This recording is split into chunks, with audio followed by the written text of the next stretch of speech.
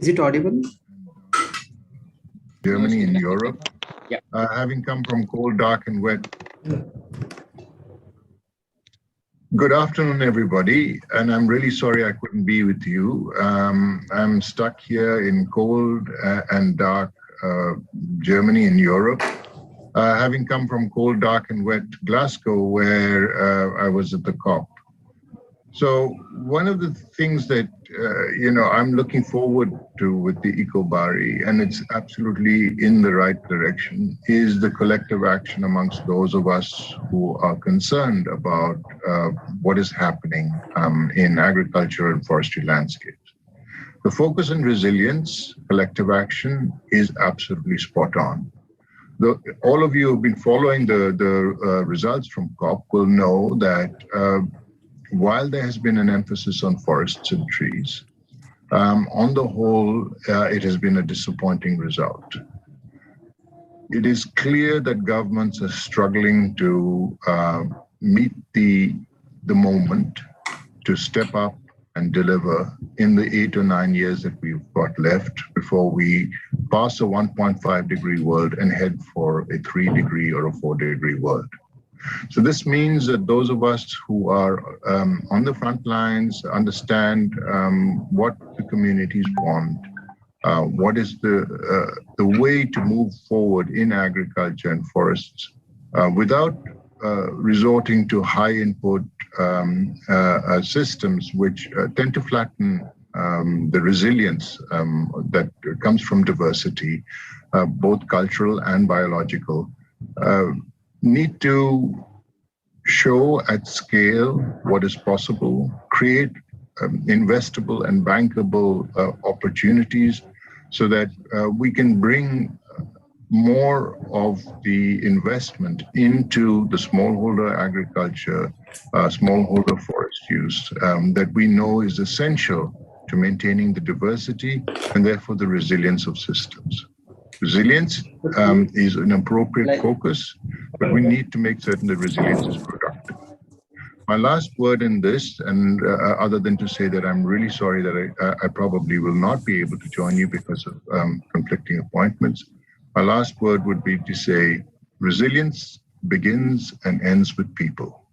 Let's not forget that even if we're looking for ecosystem resilience, it is because people have maintained those systems or are destroying the systems that we have to focus on the needs, the aspirations of people. If we can deal with the well-being of people in such a way that resilience emerges for all, for the entire system, then we're winning. And I'm convinced we can. I think in India, we have a huge number of good examples and a huge, long tradition of managing ecosystems in ways that are sustainable.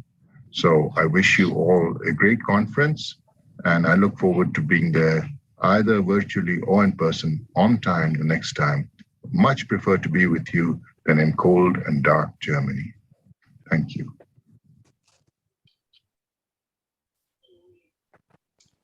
Great. I hope that video message played out clearly enough for everyone. And I thought it brought about a couple of very interesting new ideas for us to think about on resilience, well-being, and a systemic approach, which are really important in this topic. We are now very privileged to introduce to you Shri Jigmet Takpa. Mr. Takpa is the Joint Secretary at the Ministry of Environment, Forests and Climate Change and the UNCCD's National Focal Point. He is also the head of India's Desertification Cell. Mr. Takpa is the recipient of the Guinness Book of World Records for tree planting, as well as the Environmental Hero Award, the State Award for Meritorious Public Service, and India's Indira Priyadarshini Vriksha Mitra Award, the Renew Tech Award for the Best Nodal Agency, and the Gyalwang Drupka Award. Sir, it is an absolute honor to have you with us today, not just today, but throughout so many of our events in the past. Sir, the floor is yours.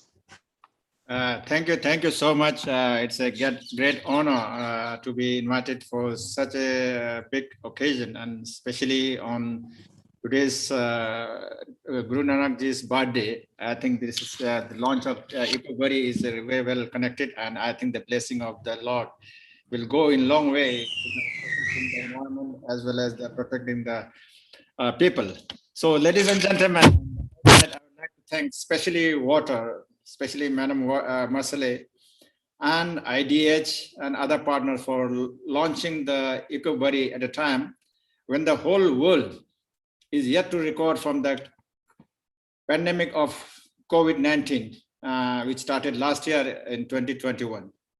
So now 2020, and now 2021 is very special year for India as well for the global community. And given the uncertainty associated with the COVID-19, and collective action is the pressing need of the hour. For developing countries like India and many others, the impact of COVID-19 are more severe than those of the global financial crisis that happened in 1990 and 2007 and 2008. In India, for the Ministry of Environment and Forest, it is always, we are committed to work with agencies for the better world, leaving no one behind. And even in the midst of pandemic, this very ministry recognized the need for a strong cooperation to tackle the interdependent challenges of climate change, biodiversity loss, environment degradation, and we stand together in solidarity with the global community in mounting a strong and effective response that secure the health of the planet and its people. We would like to welcome such initiatives, especially the ECOBARI, to contribute to the goals of Paris Climate Agreement. Now you can say the UK 26th UNFCCC Climate Change Summit, the post-2020 Global Biodiversity Framework, and as well as the UN Decade of Ecosystem Restoration. India has made a lot of commitments, and especially I was the focal point and nodal agency for deliberating and leading India's negotiation in G7, G20, and UNCCD. So there were so many commitments that India has made. And especially I would like to bring in record that India welcomed the protecting at least 30% of the global land and ocean by 2030. On our part, we have already reported about 27% of the area in protected area or reserve forest or wetland or biodiversity heritage, and as conserved under the Aichi target 11 to CBD. So India look forward for effective implementation of post-2020 biodiversity framework. India hosted the UNCCD COP14 in 2019 and still hold the COP presidency for next 2 years. And India is committed to land degradation neutrality by 2030. And we have committed to restore 26 million hectares of degraded land by 2026 under the Bond Challenge, which is the highest commitment met by any country under the Bond Challenge. Under the G20 Global Initiative on Reducing Land Degradation and Enhancing Conservation of Terrestrial Habitat, launched under the Saudi Presidency for restoration of 50% of the degraded lands by 2040, India also committed to that initiative. And India has also agreed to, and now it is not very officially done, but 1 trillion tree globally by all the countries by 2040. So apart from that, India is also very keen in conservation of water and being as a very strategic resource for country. And we in India is a very in a critical stage in the sense that 18% of the world population is with us, with only 4% of the world resources, water resources. That too, for a largely because of temporal and spatial variability, India has a big issue of water also. And as for the nature-based solution, an ecosystem-based approach, sustainable management of natural resources, and natural solution to sociological and environmental challenges, including climate change, water security, food security, human health and biodiversity, and land degradation and desertification and drought and disaster risk management. India is giving very high initiative in this very NBS and ecosystem-based approach for tackling the challenges of environment and social society. And during the combating the COVID-19, India has adopted green stimulus measures, promoting low carbon energy generation, investing in eco-friendly infrastructure, supporting clean mobilities like electric car, but pandemic has been a very serious contradictory impact on the economy.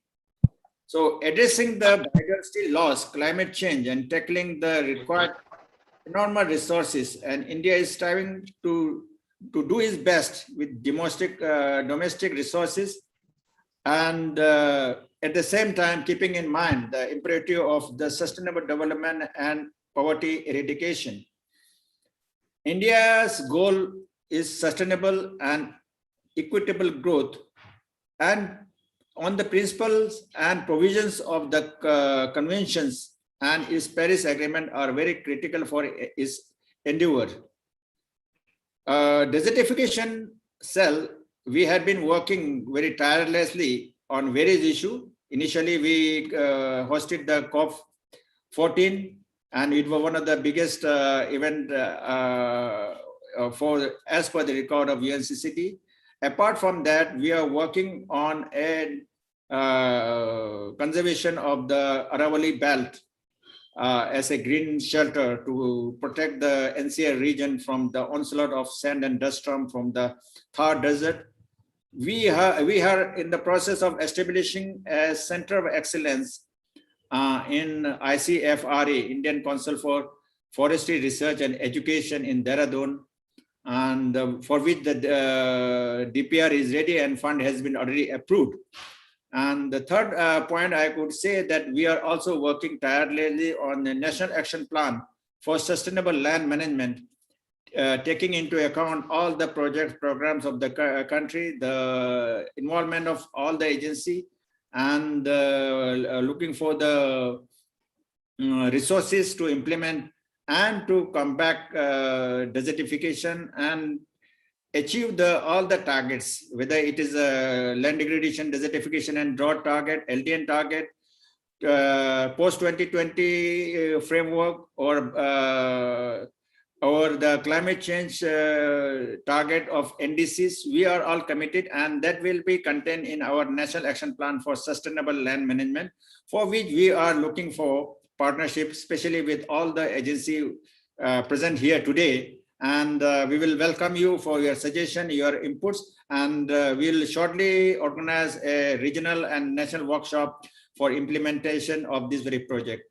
So with that, I would like to thank WOTR, IDH, and other partners for launching ECOBARI. I think this is a really, really good initiative at a time when the whole decade is looking forward for the initiative and for partnership and for implementation of all the commitment made nationally, regionally, and internationally. And I hope that this ECOBARI will show the light of implementation and people's participation and partnership by the local, governmental, and NGO, and coming to on a equal platform for implementation of all the projects.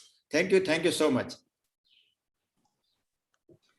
Thank you very much, sir. And thinking about environmental degradation and resilience in the context of the pandemic that you mentioned, and well-being in a more holistic way is something which we all agree with and is certainly vital. And the aims of the National Action Plan on Sustainable Land Management, also what you said, sound very interesting and I think very relevant for us to think about in terms of the future work of ECOBARI. We look forward to your support and guidance in future, Mr. Takpa. Thank you.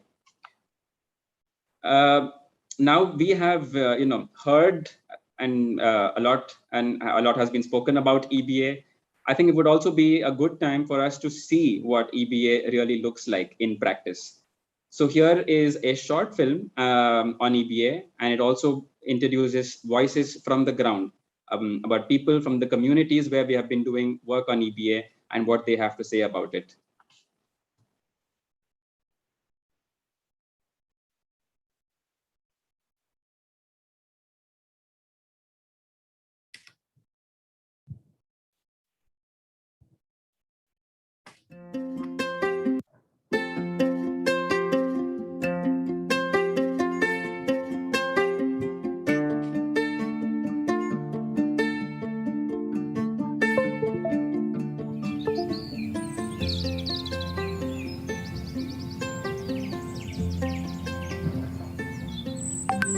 हे बियाणे जरी म्हणजे वेगवेगळ्या व्हरायटीचे आपण या पाऊस जरी कमी असला तर या बियाणे येतं म्हणजे इतकं काय त्यांना पाऊस लागत नाही वातावरणात बदल झाला तर काय एक पीक गेल्यानंतर दुसरं ते राहतच म्हणजे इतकं काय म्हणजे सगळ्यांचं नुकसान होत नाहीये. Kishan has minimized losses in agriculture by following an ecosystem-based adaptation approach to climate change. He uses indigenous seeds with multi-cropping, applies biopesticides and organic manure to cultivate more than a dozen variety of crops across 3 cropping seasons. वातावरण एकदम suitable आहे त्याच्यामुळे याच्यावरती रोग पडत नाही आणि कधी पडलंच तर मी स्वतः जीवामृत बनवतो आणि या पिकांवरती फवारणी करतो. Food and nutrition security is important in an ecosystem-based approach to adaptation, and Kishan has ensured the same. Apart from farming, Kishan has planted a diverse range of fruit trees, and he also rears livestock to supplement his income.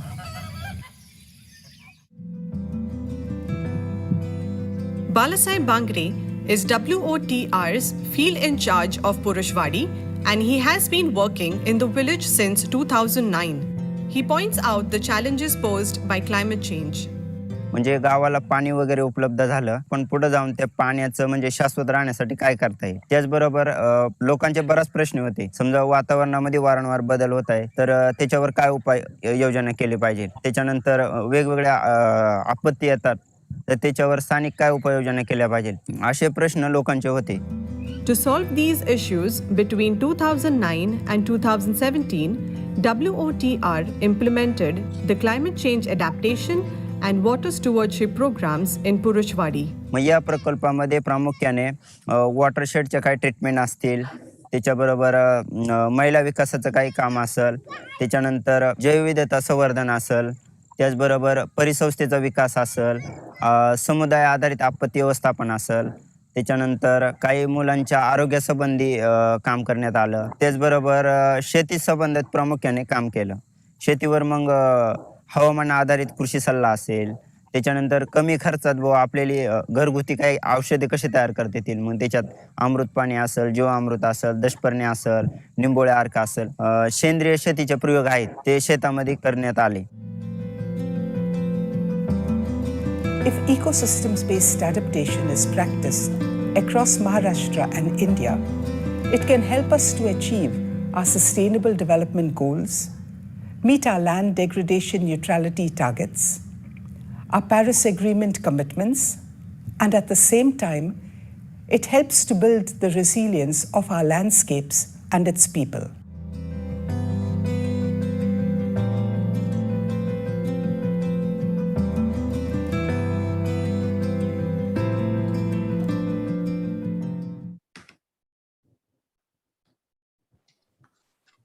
Thank you, Shrikant, for sharing that film.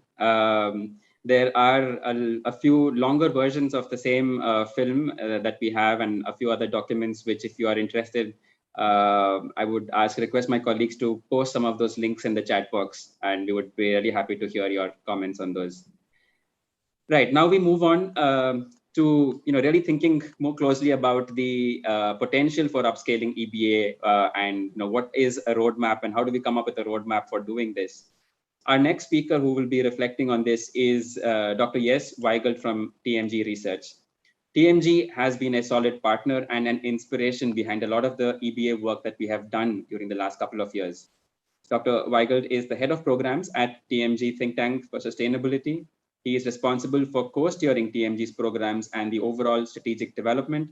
He has more than 10 years of experience in providing science-based policy advice in Africa, Asia, Europe, and Latin America.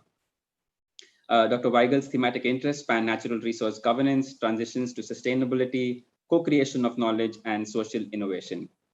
Yes, the floor is yours. Thank you, Arjuna, really for the very kind introduction. And I think if you introduce me like this, it's hard to remember myself. I struggle to find myself in your words, but thank you very much. I'd like to begin really by thanking WOTR as the convener of ECOBARI and IDH as the co-convener of ECOBARI, not only for hosting this event and for getting us together here, but also really for launching ECOBARI, as previous speakers have said, at this very timely point in time. Now, Ravi Prabhu from ICRAF, World Agroforestry, was speaking about that he has to suffer from gray cold Germany. That's why I have fled Berlin and actually address you from Kenya, where it's nice and warm. I think at the outset, I would like to refer to a point that previous speakers have already made, which is, I think, very important. Ecosystem-based adaptation is used to describe a very broad variety of interventions that seek to foster ecosystems and support ecosystem services for the benefit of rural communities. And I think the way India and also the convener of this platform, WOTR, has practiced watershed development in a holistic way is actually one expression of ecosystem-based adaptation. And in fact, in preparing the roadmap, I had even also the pleasure to visit some of the area intervention sites and some of the areas where WOTR is working for decades now. And it's really impressive to see not only the sort of the changes in the landscapes when it comes to reduced degradation and increased afforestation, but also the studies that we've conducted, they really show that farmers' income have increased of more than 35% and that distress migration has been reduced. And I think I would like to flag that for two reasons. First, if we want to speak about upscaling, we also need to speak about what is there to be upscaled. And I think India has a very, very rich experience of successful initiatives to be upscaled in the context of the ECOBARI collaborative. And second, and I think this is predominantly to the policy community, we should really be flexible also when we think about how we use the terminologies, because sometimes we get so stuck on certain terms that we lose sight of all the valuable experiences that are out there. Now, having said this session is to address upscaling, and that's what I will set out to do. The previous speaker from IDH has mentioned the magnitude that we need to address. Ravi has spoken about bankable projects. And I think oftentimes the whole discussion upscaling is led from the point of view of financing. So upscaling is used to say, oh, we have sort of a successful pilot project, and now we really have to get in more resources to really bring it to scale. And I think I would like to add to this discussion by saying, I think upscaling is more than that. Obviously, we need resources, but upscaling also needs what WOTR and participating organizations have done in developing the roadmap. In fact, from my point of view, upscaling also means creating an enabling environment. Now, when I say creating an enabling environment, what do I mean? I refer to community-based organizations being empowered so that they can actually use the resources to their benefit. I speak of participatory ways of taking land use decisions, such as the water stewardship program that WOTR is implementing. I'm speaking of addressing the very difficult question of securing land rights of smallholder farmers. And for another, just one concluding example, I mean to refer to how to actually build up inclusive and accessible extension services. Now, I know that all of these points that I've raised here are basically the classic wicked problems of rural development, and changes to these problems don't happen overnight. And that's why, and I think this is where the true value of the ECOBARI collaborative lies. And again, congratulations to WOTR and IDH for launching this really with partners. Is we need different forms of alliances and partnerships that are able to address these wicked problems of rural development. Now, the roadmap. The roadmap is sort of a rather dry term, but what it actually has instilled was a very collaborative and participatory engaging process where WOTR, many of you, and TMG to a slight extent, have collaborated to develop the roadmap, such as a tool really and a joint understanding of what is needed to address policy change, to really create, to awareness raising, and to generate the necessary knowledge that is needed for evidence-based decisions. And the key success factor in this process was the creation of a strategic alliance to build the required support and capacities for EBA. You all know that sort of ministries and organizations more often than not tend to think in terms of silos. And that's why I think it's so valuable that the roadmap really brought together people and participants from sectors as diverse as water, forests, biodiversity, agriculture, to actually create a shared vision for ecosystem-based adaptation, driven by the positive evidence that I mentioned before. Now, I don't want to draw too much on your time, and there are very many interesting speakers following me, and actually Marcella officially launching ECOBARI. I just would want to close by saying that I'm very excited to see what our joint work has led to, and I wish us all and WOTR and IDH all the best for the successful continuation of the work. ECOBARI is there to address national priorities in India, like doubling farmers' income and building resilience to droughts and floods. So thank you very much for the hard work. Thank you very much for giving me the opportunity to address you. And I do wish us all a very successful continued webinar. Thank you, Arjuna. Back to you. Thank you very much. Yes, and yeah, you touch upon some very important points on showcasing evidence and creating an enabling environment, which will go a long way in an upscaling EBA. So now we're getting close to the thick of things related to the launch. We are just a presentation away from that. And to take us through the next couple of presentations, we will begin with KJ Joy from SOPICOM to talk about the value of partnerships in taking such an initiative forward. Joy is a founder member and senior fellow with SOPICOM and has been an activist researcher for about 35 years. His interests include drought, participatory irrigation management, watershed development, river basin management, institutions, multi-stakeholder processes, water conflicts, water ethics, renewable energy, and people's movements. So you can see Joy is has a diverse range of experiences related to rural development. So, and he's also the recipient of the TN Khushu Memorial Award for 2016. Joy, the floor is yours, and I will begin sharing the presentation as well. Thanks, Arjuna, and dear friends. I just want to begin where where left us and take that conversation forward. And the main message, or the next maybe a couple of slides which I have, is to say that collaboration, partnerships, and collective action is at the core of ECOBARI, or what we call ecosystem-based adaptation for livelihoods and resilient incomes and things. So that's a central message I would like to put forward in this launching meeting of ECOBARI. Next.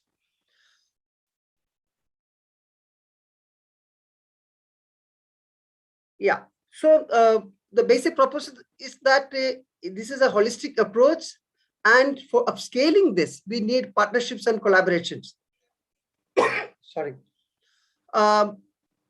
one of the important strengths of this approach is that organizations and people working on different aspects or elements of the ecosystem, whether it is forest, whether it is mangroves, land and soil, water, biodiversity, including crop diversity, etc., and different sectors, whether it is agriculture, watershed development, land and water management, and various other allied sectors like livestock, fishery, etc., all need to come together if we need to ground this approach and see its flowering. Similarly, it also needs to bring together people and organizations with the different strengths and skills to take this forward. We need researchers. Researcher, when I say both those who are in the biophysical side of the knowledge system and also the social sciences, institutions, and etc., etc.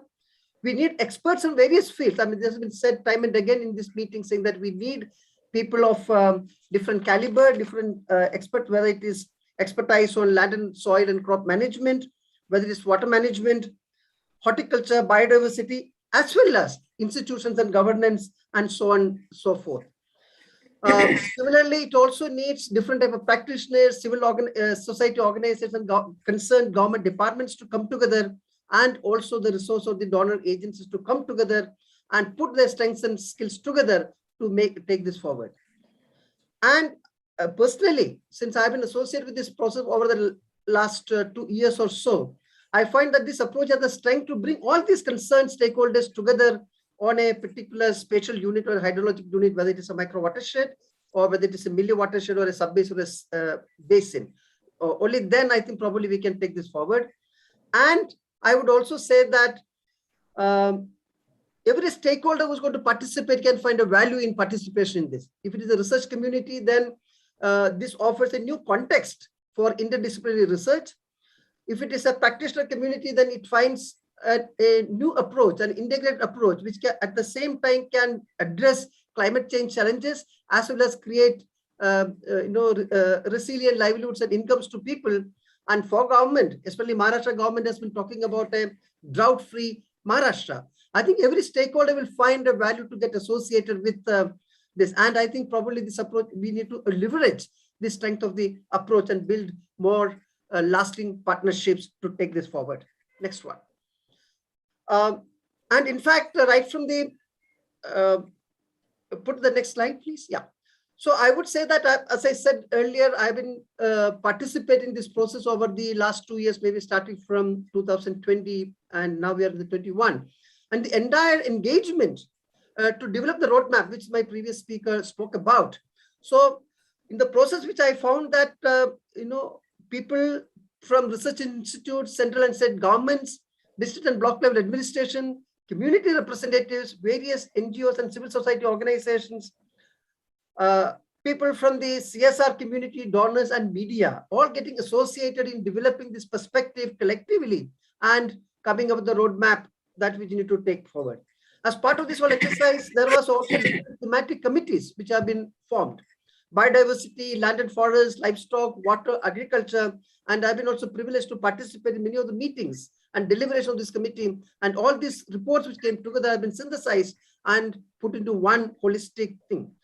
As one of my previous speakers said, we also organized 2 state-level workshops to put these ideas and get critical feedback and things. So what we find today, at the end of what we've being presented today to all of you, it has been a result of a long process over the last 2 years of a collaborative, consultative, participative process.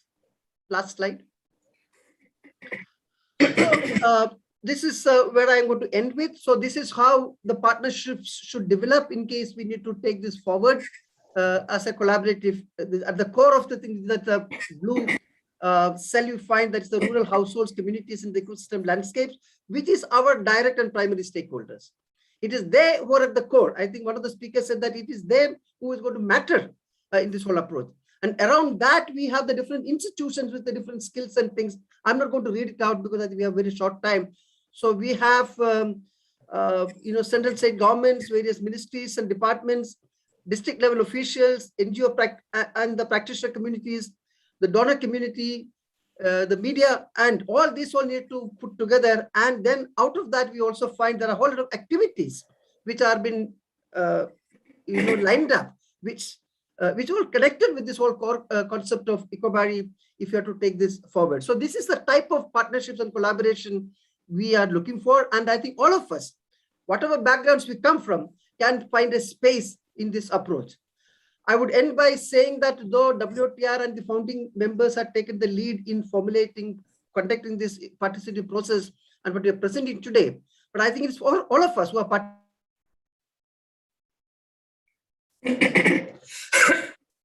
create an ownership. I wish, especially WOTR and all the other founding members, including myself, all the best to take this approach forward. Thank you. Thank you very much, Joy. Some of what you said, I mean, it reminds me of something I heard during the recent COP negotiations. So a speaker was saying that adaptation and especially nature-based solutions, this doesn't mean that it's going to be cheap or it's going to be easy or it's going to be not complicated. It requires so much of coordination and cross-sectoral collaboration. So it is difficult, but it is very important, and we cannot do it without this kind of partnerships and collaboration. So thank you very much for highlighting that. And now we come to the crux of today's session, getting to know all about ECOBARI. What is this collaborative about, its vision, its work plan, and how you can engage with it. And for this, I call upon Dr. Marcela D'Souza to share with us the work plan of ECOBARI. Marcela, as most of you know well, is the director of the WOTR Center for Resilient Studies, a leading applied research think tank in climate change adaptation and sustainable development. She has worked in rural development for almost 3 decades now, including 6 years in the Peru's Andes Mountains, where she established a local and led an extensive community-based rural health program. Her expertise spans a wide range of subjects from community health, women's empowerment, and sustainable livelihoods. Dear Marcela, we are all eager to hear about ECOBARI from you. The floor is yours. Thank you, Arjuna. And I would like to thank all of you, my friends, and joint pilgrims on this mission to ecosystems restoration and management.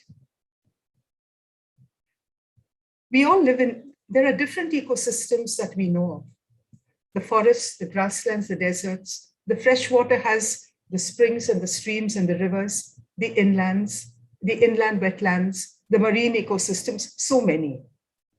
In fact, we all live in one or another ecosystem. And I'd like to quote from an author. I'm sorry, I don't remember the name of this author. To halt the decline of an ecosystem, one must think like an ecosystem.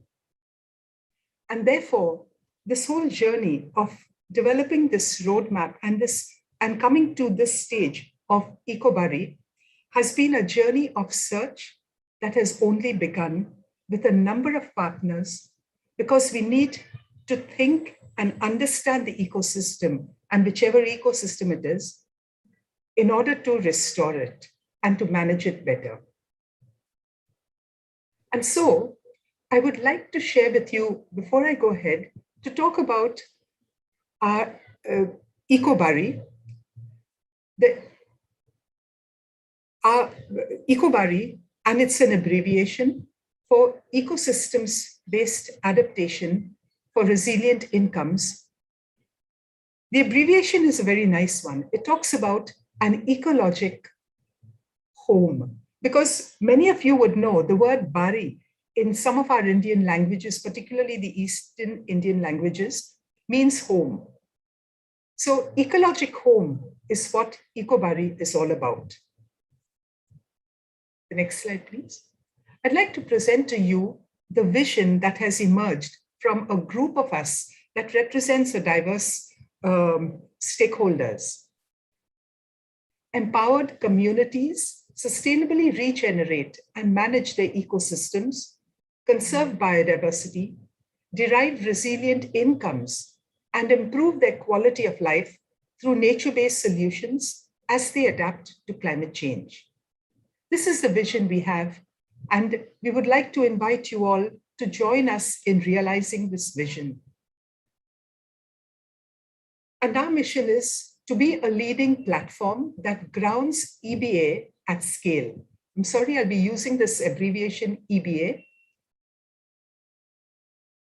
to ground it at scale through multi-stakeholder partnerships, policy engagement, enablement, and resource provisioning, so as to contribute to the country's SDGs and land degradation neutrality targets and the climate change commitments.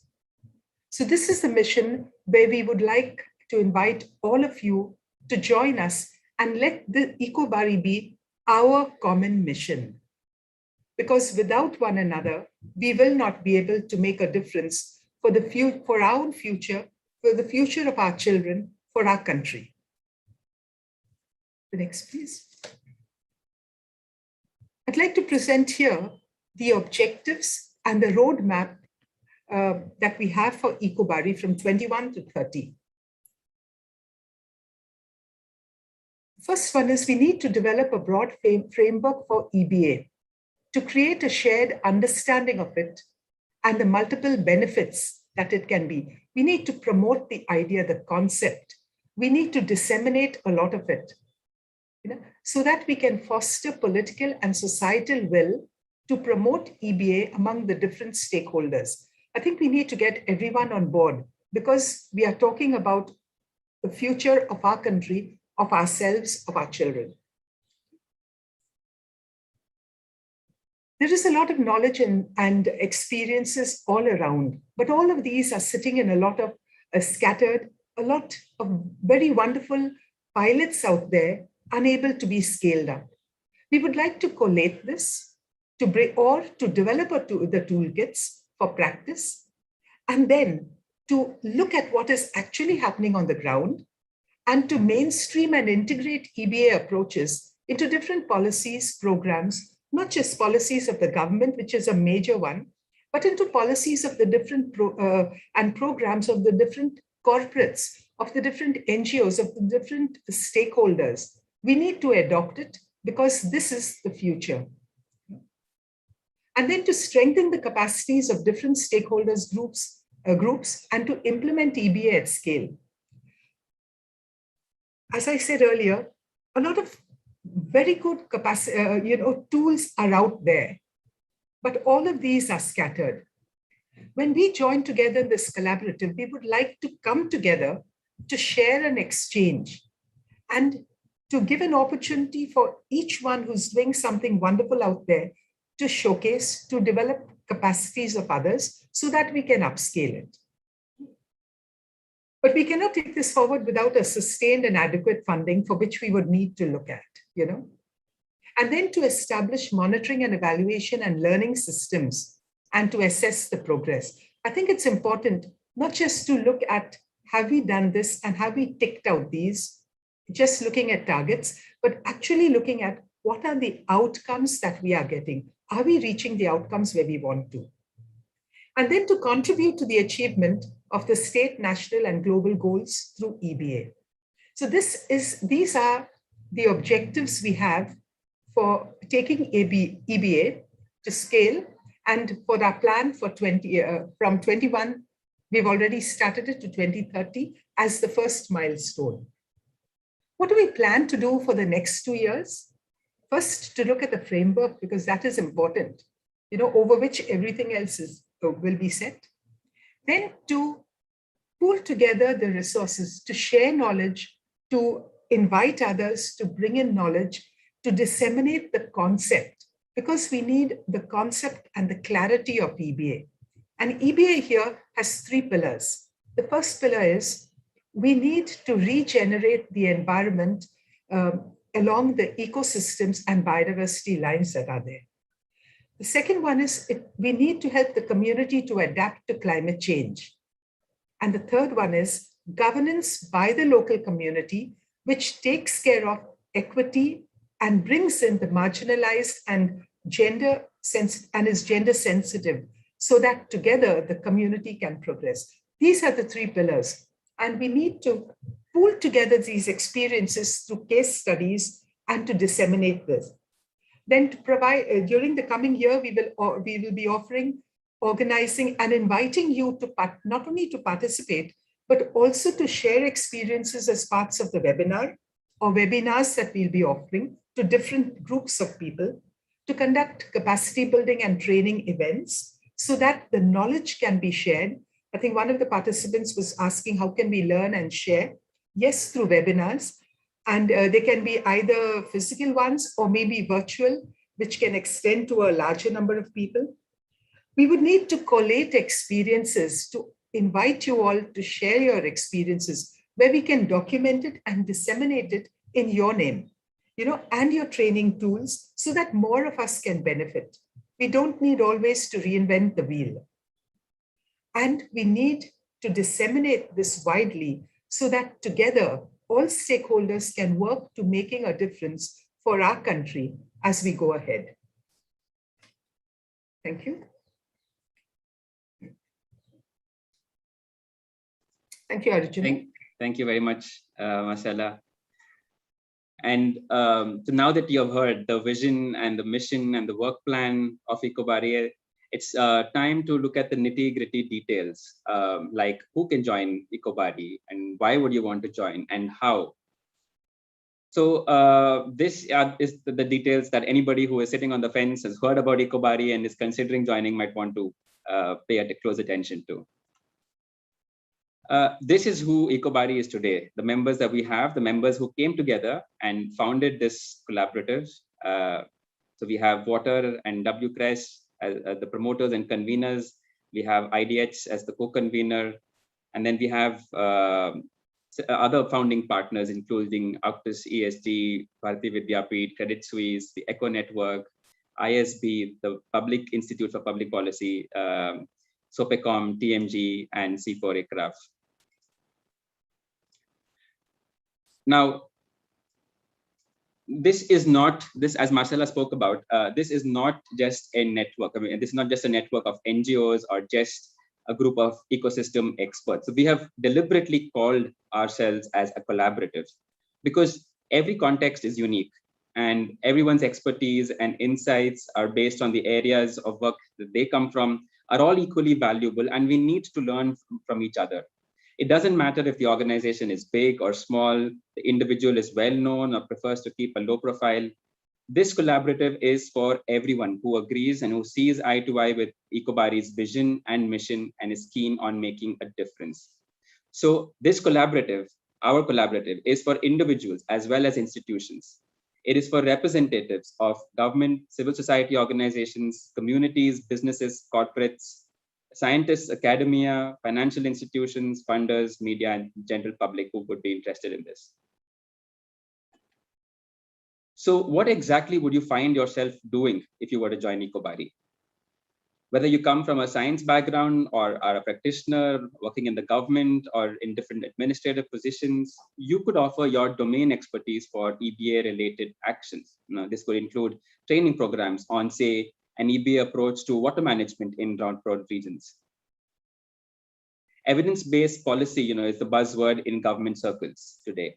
So you can contribute to the documentation of case studies, lessons learned, and good practices.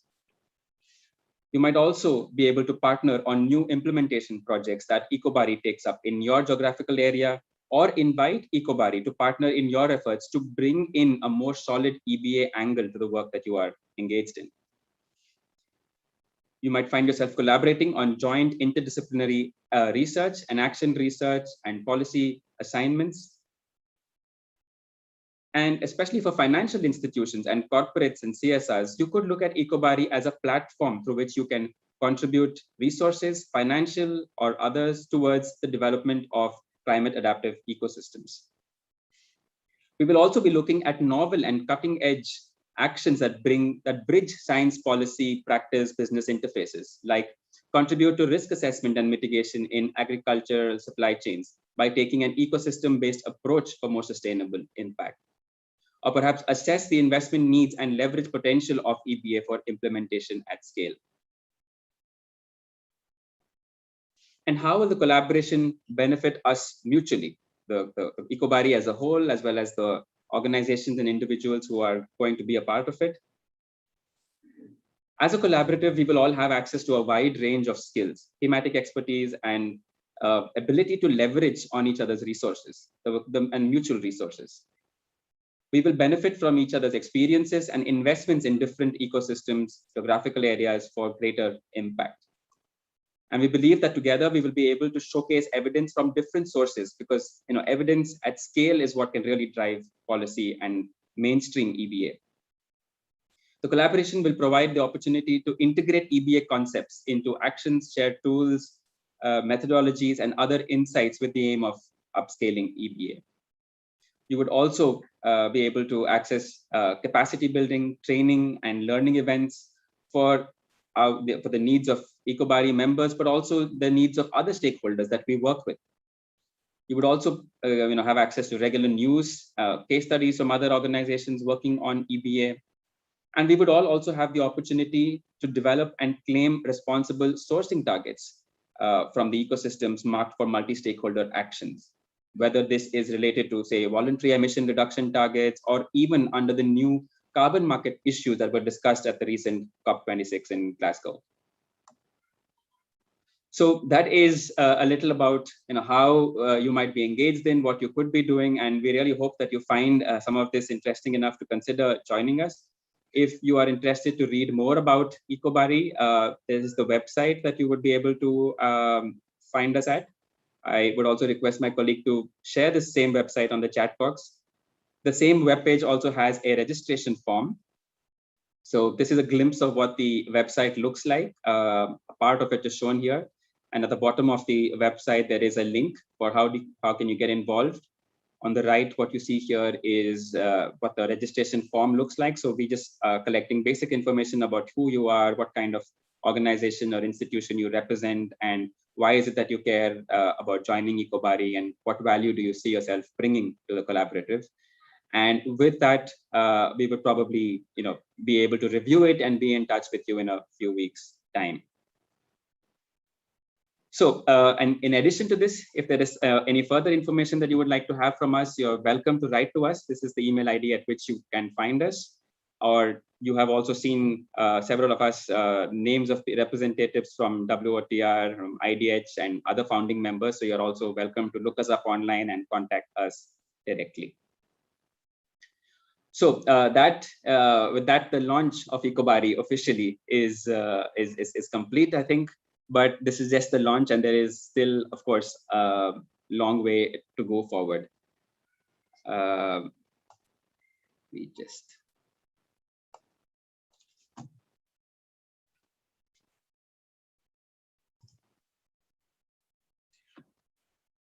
So I'm sure that listening to the presentations, the vision, mission, the work plan, as well as details about the membership process, you might have questions. You're most welcome to post some of the questions into the chat box. We will be having a round of panel discussions following this, but there will be time for Q&A after that, where we would be able to take up some of these questions.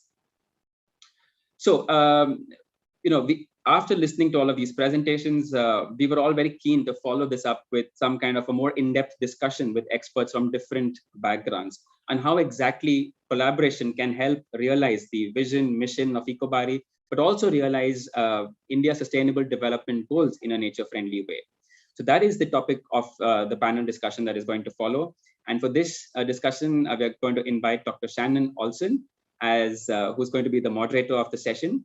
Shannon is the co-principal investigator at the Biodiversity Collaborative and the global director of the ECO Network, a social innovation partnership with the specific focus of increasing scientific awareness, engagement, and insight regarding India's human and environmental ecosystems. Since 2014, Shannon has been an associate professor at the National Center for Biological Sciences, Tata Institute of Fundamental Research. She's a chemical ecologist who listens to nature's chemical conversations across India's diverse ecosystems. Shannon, I hand it over to you to introduce the panel and take the session ahead. Thank you so much, Arjuna. So hello, everyone. And as you've heard, I'm Shannon, and the ECO Network is itself a worldwide effort to promote mutual scientific understanding and action in Indian society. And so we're so proud to be a founding member of this wonderful initiative. One of the most important aspects of ECOBARI is that we are a collaborative. So we're dedicated to sharing data and information and actions across stakeholders and networks to benchmark EBA practices and empower communities to derive sustainable livelihoods while also sustaining their ecosystems.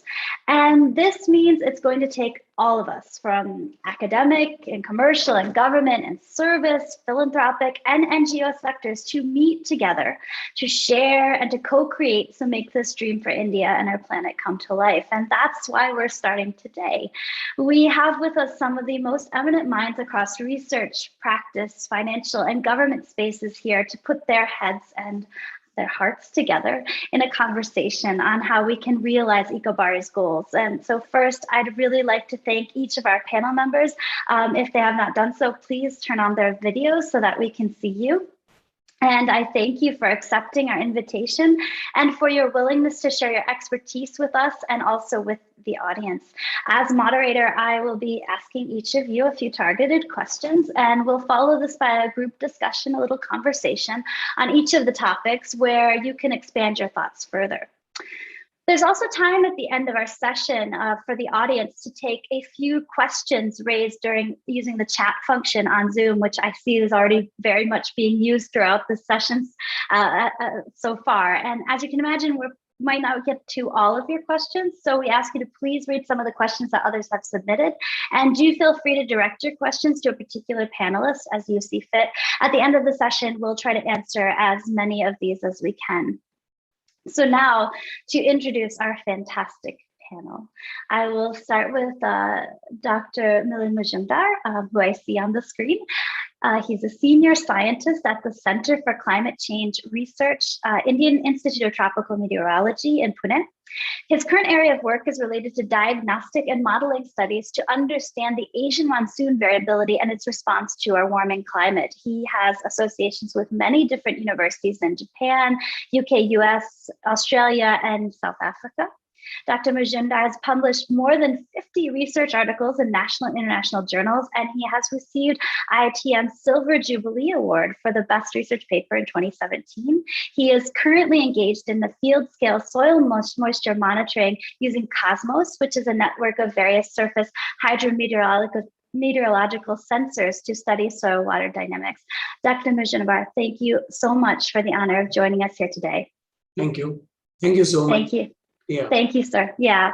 Our next panelist is Ms. Sandhya Edlabakar. She is the president of Jagrat Mahila Samaj and the member of the Regional Adult Literacy Resource Center in Aurangabad's governing committee.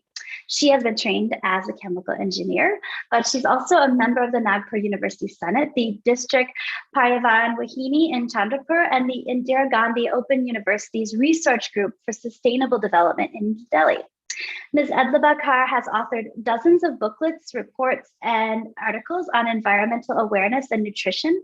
She's worked on a number of programs, including Women in Wasteland Development, the Maharashtra Rural Credit Program, and the Water Literacy Center in Maharashtra, and the state level Committee on Food Security, among others. She is honored with the Indira Borkar Award from the MB Gandhi Trust Nagpur, as well as the Matru Seva Sangh Nagpur's Sanskatika Puraskar Award. Thank you so much, Ms. Edlabakar, for joining us here today. I hope your internet's okay.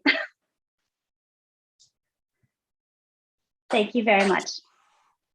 Our next panelist I want to introduce is Ms. Namita Vikas. She is the founder and managing director of Octus ESG.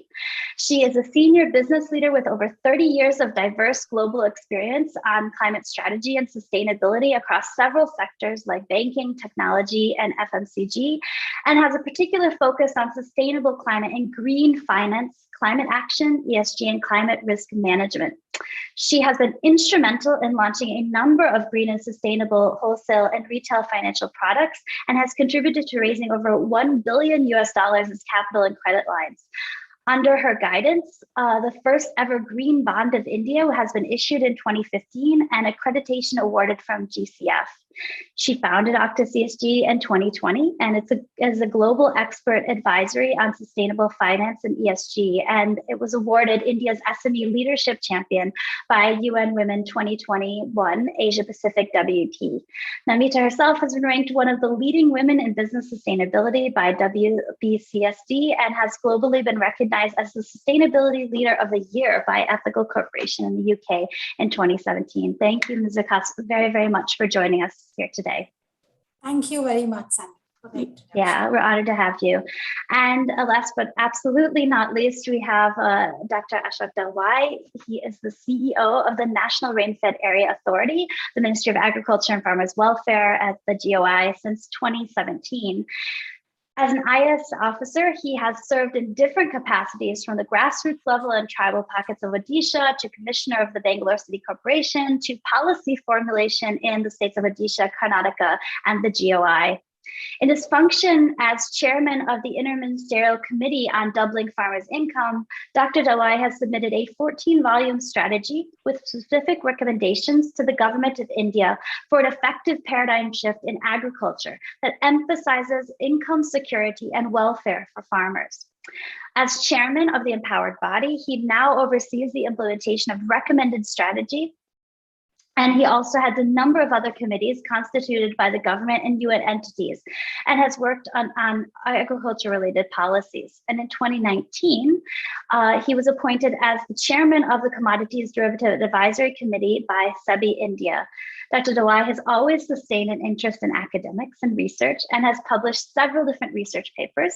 And besides a PhD in economics, Dr. Dalwai has been awarded 2 honorary doctorates at the University of Agricultural Sciences, Dharwad in 2016, and the Karnataka State Rural Development and Panchayati Raj University in 2021. Dr. Dalwai, it's also very much an honor to have you here. Thank you. So let's start our discussion, because of course I want to stop talking and hear from all of these wonderful speakers. I'd like to start with Dr. Majumdar. So you actually have quite a bit of experience with climate science over several years, particularly in the Indian context. And we've just finished COP26, right, where all of these issues surrounding biodiversity and actually what to do about biodiversity loss and ecosystems-oriented agriculture were discussed heavily.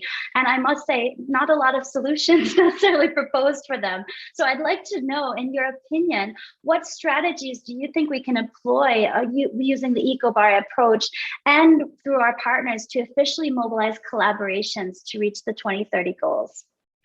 Namaskar ji. Thank you very much for this opportunity to speak in this August gathering.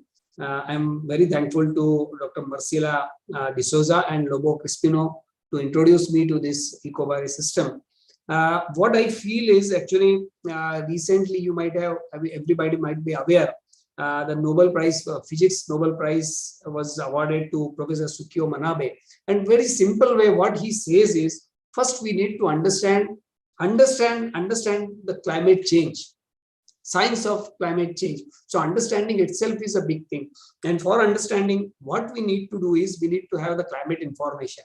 Of course, I mean, the Center for Climate Change Research, IITM, Indian Institute of Tropical Meteorology, we have generated a lot of this climate change information, climate projections, and it is all available on our website. But the important thing is how this information has to be disseminated at the local level, at the regional level. So that is a big task. And generation of, particularly in my opinion, if you ask me, generation of local level climate information is very, very important.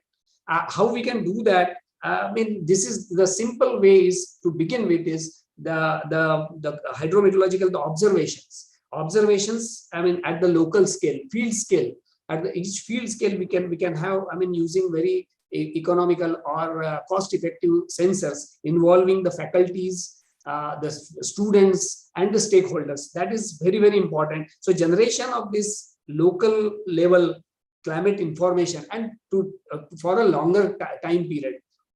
And obviously it will have different applications. We will come to this field, this topic, how it will have the value of applications, of course, for the science, for the modeling, for the forecasting, and for extreme evaluation of the extreme events. This information at the local level will be very, very, very important. That's what, I mean, to begin with, I would like to submit. Thank you. So I'd like to follow up with you, sir, on this. I'm also a scientist, and I understand, particularly an issue like climate change, it's so complex, right? So you and I may have an understanding as a scientist. The understanding of an industry leader will be different, and certainly the understanding of the farmers in the rural communities that we actually really want to affect change with ECOBARI will have another understanding, and perhaps a deeper understanding. So how can we actually really coordinate these concepts with them, using science as a base to actually increase these collaborations between these sectors? Excellent. This is a really good question. I mean, I would like to give an example. Just, is it okay? I mean, if I just narrate, I mean, our past experience, just few experience. Of course, we have been publishing. That's all okay. But say for, I mean, last, say in mainly the monsoon. We discuss more about the monsoon dynamics. But the monsoon, how it performed, particularly over the core monsoon zone. The core monsoon zone, what I mean is central India. You can take, I mean, particularly over the region of Marathwada and region where the monsoon is very active. So 2018, 2019, 2020, and 2021. I will just compare. I mean, very simple. Why we need to have these observations and this information ready in hand. So you will see that 18 monsoon was almost normal. I mean, over the core monsoon zone. Again, I want to stress this is over the core monsoon zone, particular region. And the thing is, first half was very active, second half was not that active. But 2019, as you know, 2019, 20, and 21 also, this year also, the monsoon has performed very well. But if you see how soil moisture persisted, I mean, there is a soil moisture has the memory. So how long soil moisture persisted, that is a very different case actually. It's not just the rainfall, precipitation, what we get, but it is the soil moisture observation. We need to, and not only as a surface observation, again, a little bit subsurface observations we need to have. And this will have, just imagine at a field scale, you have a field of 5-acre land, and over that region, if you get the information of soil moisture layer by layer, say up to 1 meter depth, just I'm giving you a very simple example. So that will have a lot of implications. You can use it for application. Definitely agriculture applications are there, hydrological applications are there. For modeling, we use definitely these things. And these observations at field scale are not presently available. How to do that, how to network that, how to involve these stakeholders and things, and how to communicate this data, how to use that, that is again a detail, it requires detailed discussion. But this is what I want to just submit for this. I mean, how we can use this, how we can initiate the science, use of science in agriculture and applications. Thank you. Absolutely, sir. Yeah, thank you. This is extremely important inputs. I'd actually like to hear from some of the other panelists as well. I mean, you all actually represent various different sectors, and you also have experienced a lot of efforts with climate change initiatives in your own right. So, I mean, how do you see, for example, Ms. Vikas, the financial sector, or Dr. Dawai, the government, or Ms. Adlabakar, the communities actually being part? Maybe Namita, if you'd like to start. Thank you, Shannon. I think, to answer your question, the challenge, so from a financial sector standpoint, I think the challenge is to mobilize funds to close the financing gap and match the requirements towards a sustainable agriculture kind of a space, right? And towards that, I think innovative financial structuring, which is becoming quite popular in some of the geographies like Africa, where blended finance is being used as one of the very impactful tools. I think those are the kind of initiatives that we need to see more and more. And also at another level, today what financiers are doing is, while impact investing was there, I think now mainstream investors are looking at ESG considerations against agriculture and embedding broader goals. I think that is where capital would really need to flow. And when you're going to ask me my main question, I want to bring in more of the financial aspects. So I'll stop here for the time being. Thank you.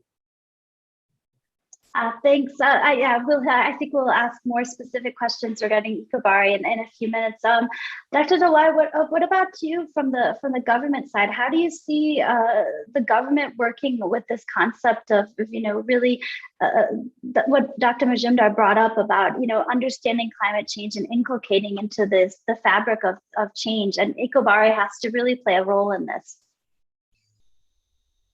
Thank you very much, Shannon. How do we mainstream this? That's the question.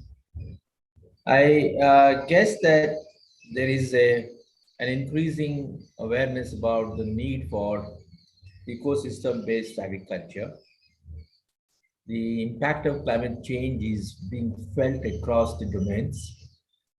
Government and government agencies are getting more sensitive to this. What we now really need to do is to work parallelly and not sequentially. As we advocate this approach or concept of ecosystem-based approach to agriculture, we need to involve various government agencies at different levels. Along with the government machinery, which is more represented by the executive, it would be very helpful to get the scientists involved. It is generally a science or research-based policy that evolves. If we can get the scientists under the Indian Council of Agriculture Research, the state agriculture universities, the CSIR centers, the Council of Scientific and Industrial Research, and also those concerned with the Department of Science and Technology, Biotechnology. What we would be achieving is an advocacy through research papers, through general interest papers. We need to create that environment where a critical mass is achieved in as short a period as possible. A policymaker is generally looking towards vindication of a particular idea. So I feel that if we are able to create that kind of a macro environment, we would be able to impact the policymaker. The policymakers at the union and the state levels, already aware of the climate change and its implications, would then be more open to buying this idea.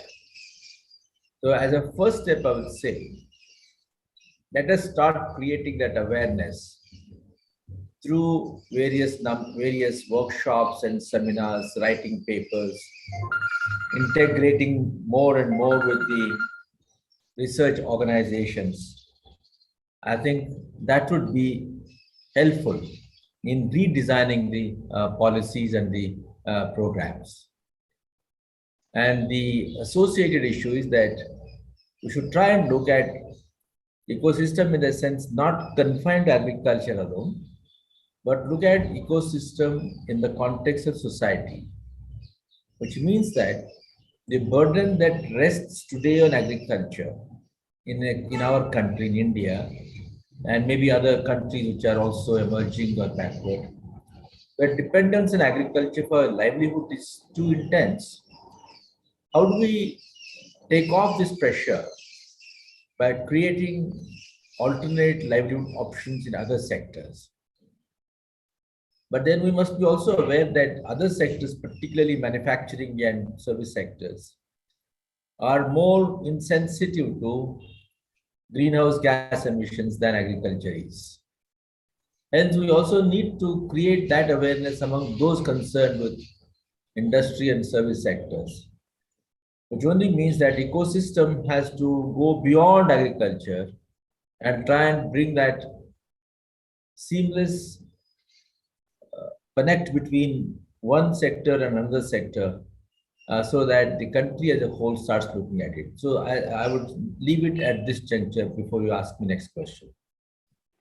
So I think you've raised a really important point of also looking in the context of society. And so, Ms. Sandhya, I'd really like to come to you for this point. So what considerations do you think we have to take into account for the EBA approach to promote ecological well-being while also accelerating community well-being?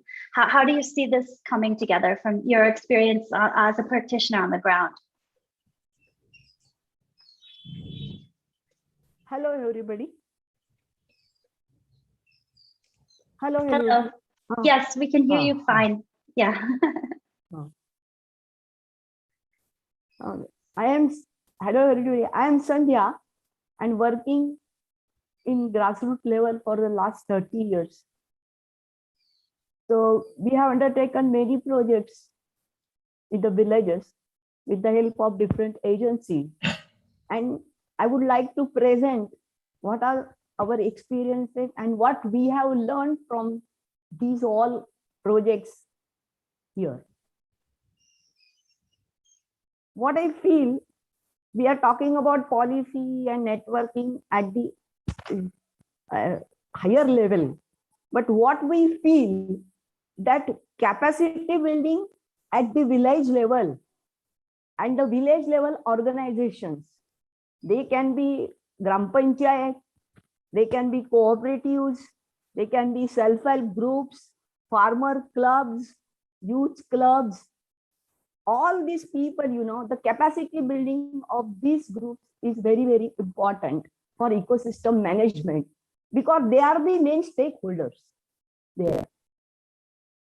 Secondly, second point is that to have an idea of the ecosystem, you have to use scientific and participatory methodologies to collect the primary and secondary data about the status of ecosystem, ecosystem services, ecosystem management, and incomes from ecosystem.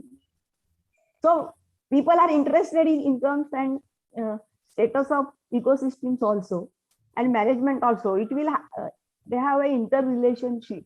So it is another second very important point. And these surveys can be conducted by involving the stakeholders only. We have experimented with this and have with a very good results, excellent results, I can say.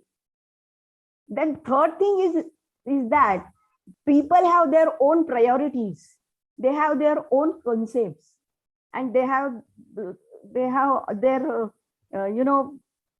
So these people should be asked to prepare the micro plans for ecosystems management and generating incomes, because it is their priorities that count. Whatever you say, if government says do this and do that, that won't work. If they are interested, then only they will continue with that and it will be sustainable.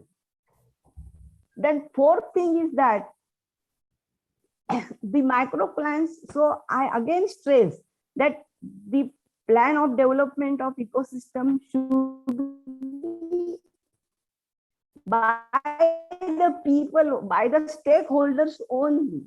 So that is a very important point. The fourth thing I would like to stress is we should promote the technologies which are eco-friendly, which are energy efficient, which are climate resilient and sustainable also. Sustainable not only because of the environmental sustainability, it should be a cultural sustainability, economic sustainability also. Unless and until you have that, if you launch a program, you run it, and after some time, as soon as funding stop, it will stop. So that should not happen to have it sustainably. Then fifth most important point is financial assistance to this stakeholder. If you want to implement these plans, you must have a financial assistance, and this financial assistance can be sought from the banks, from the government, and other funding agencies also. And this financial assistance should be given in a credit come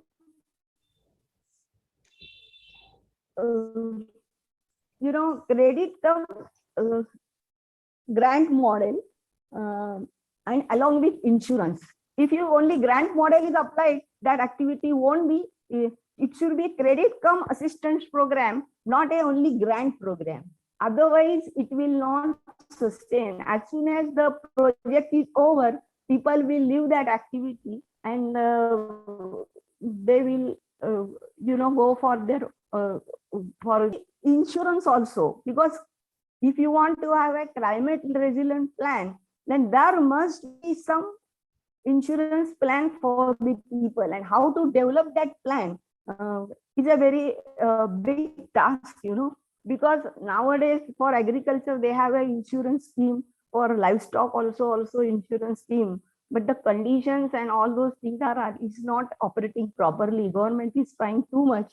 So I think this finance should go to mostly to the stakeholder groups. What we have observed, that most of the money is spent on the administrative and other things of the organization trying to implement that program, but very few means actually the stakeholders are not given the financial assistance are not given financial assistance as per requirement. So that should not be there. And lastly, even if you want to continue the activity, there should be some arrangement for marketing the products from the, maybe it is agriculture, maybe it is a forest, maybe it is livestock.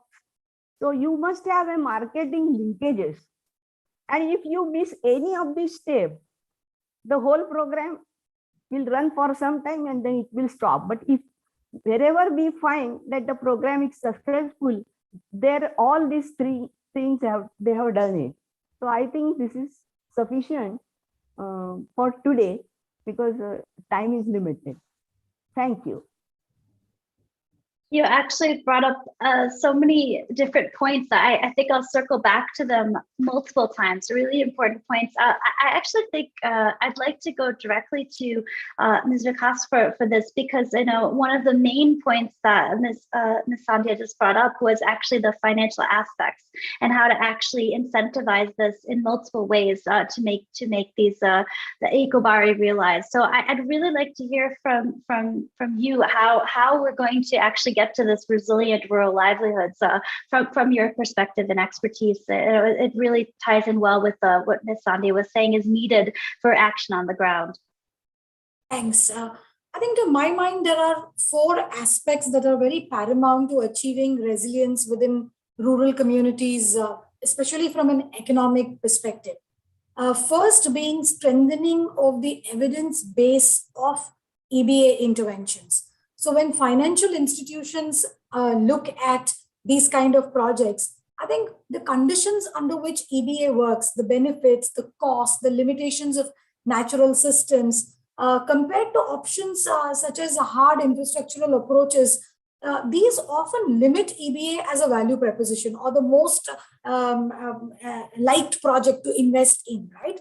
Now, lack of the evidence to show policymakers or financiers the merit of when and why EBA is effective hinders from it getting the appropriate attention by either the government, the policymakers, the planning people, or while even making investment decisions for that matter. Therefore, I think, consolidated measures backed by scientific, empirical, comparative data on EBA's effectiveness needs to be undertaken at speed and very quickly. I think that would then help bring in a recognition for EBA as an effective intervention backed by improved evidence, and also then help integrate it as a as a part of national, local, all kinds of adaptation policies, planning processes, etc., with that kind of priority. So I think that is one very important thing. Further, making EBA financially and economically viable Support of local, regional, and national governments is very important. Local is very important, which Dr. Sandhya also very highlighted. And invoking synergetic interactions among multi-sectors, I think that is very, very critical. The second aspect that I want to look at is an integrated approach for adaptation, which some of the other speakers also spoke. And I want to take an example here. The ability of people to adapt to climate change is intrinsically linked to access to basic human rights and to the health of the ecosystems that they depend on for livelihood and well-being. Therefore, establishing strong linkages between EBA and other sectors like access to energy, for example, would create a kind of a cyclical effect, resulting in better deployment of EBA solutions and then also leading to livelihood security, better education, healthcare, so on and so forth. So I think that is very critical. The third aspect is access to finance. So, access to finance is very, very intrinsically linked or interlinked to job creation and directly proportional to economic prosperity. So the role of finance here becomes extremely critical, and use of innovative financing models, like I mentioned earlier, which have the potential to address inherent challenges. So providing rapid and targeted financial support to innovate and basically to support innovative and catalytic projects would help maximize the impact of this powerful solution on a global scale. I want to here give you an example. The Livelihood Carbon Fund, an impact investment facility financed by 10 European corporates, supports the restoration and conservation of natural ecosystems in developing countries like Africa, Asia, Latin America, while it looks at improving lives of local communities. Now, it provides upfront financing for project implementation and maintenance for over 10 to 20 years, because there is a longer termism also involved here when it comes to finance. And this serves as patient capital to finance large-scale projects. The funds that are received are based on results, and the payments are made from the carbon credits for the risks that are borne by this particular fund. Another very interesting model that is emerging is microfinance, which is being leveraged in a big way again in Africa and Latin America to finance EBA. So some MFIs are working on ground to finance local adaptation measures by offering subsidized loans in return for expected climate benefits. So I think, these are some of the aspects. And the final one is upscaling and upskilling.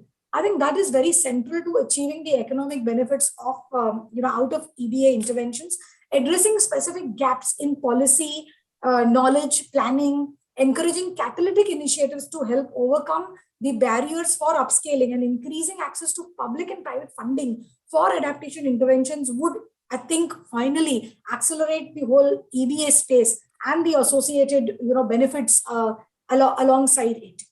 Thank you. I'd like to push you a little bit, because I think you gave some really, really great ideas to really get this motivating going.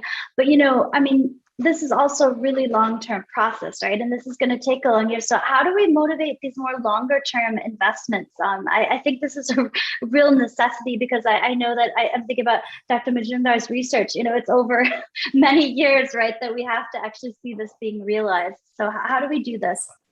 Thank you, Shannon. I think that's a very good question. And, one must understand, and being a banker, a former banker, one must understand that banks look at risks and returns. I think that is something that one must understand, because they are custodians of public finance, public money, right? So they have to mitigate their risks and look at the kind of return. So if you look at this EBA space, right, despite the cost effectiveness of EBA as a strategy to tackle climate change, so far, there is only 5% of the global climate finance flows that are spent on adaptation. And out of that, only 1.4% is deployed towards nature-based solutions. So past research has identified several barriers to attracting the volume of private finance needed to advance adaptation agendas. And the three broad categories are: one, lack of country level climate risk and vulnerability data. I think data is, a big challenge, while Dr. Milind is doing a great job. Information services, and also lack of track record of EBA projects, returns on investment. So how EBA projects are actually delivering the returns on investment, I think that hinders the capital flows towards these kind of projects and investment decision making in its favor. Second point is, limited clarity on the government's capital investment gap to achieve adaptation goals and where private investment is actually needed. So I think that is another area. And then, there is this whole low perceived or actual return on investment, which is low or perceived as low, bundled with high risks and uncertainties that are involved that dissuade investors from taking a longer term view. Now, what is needed?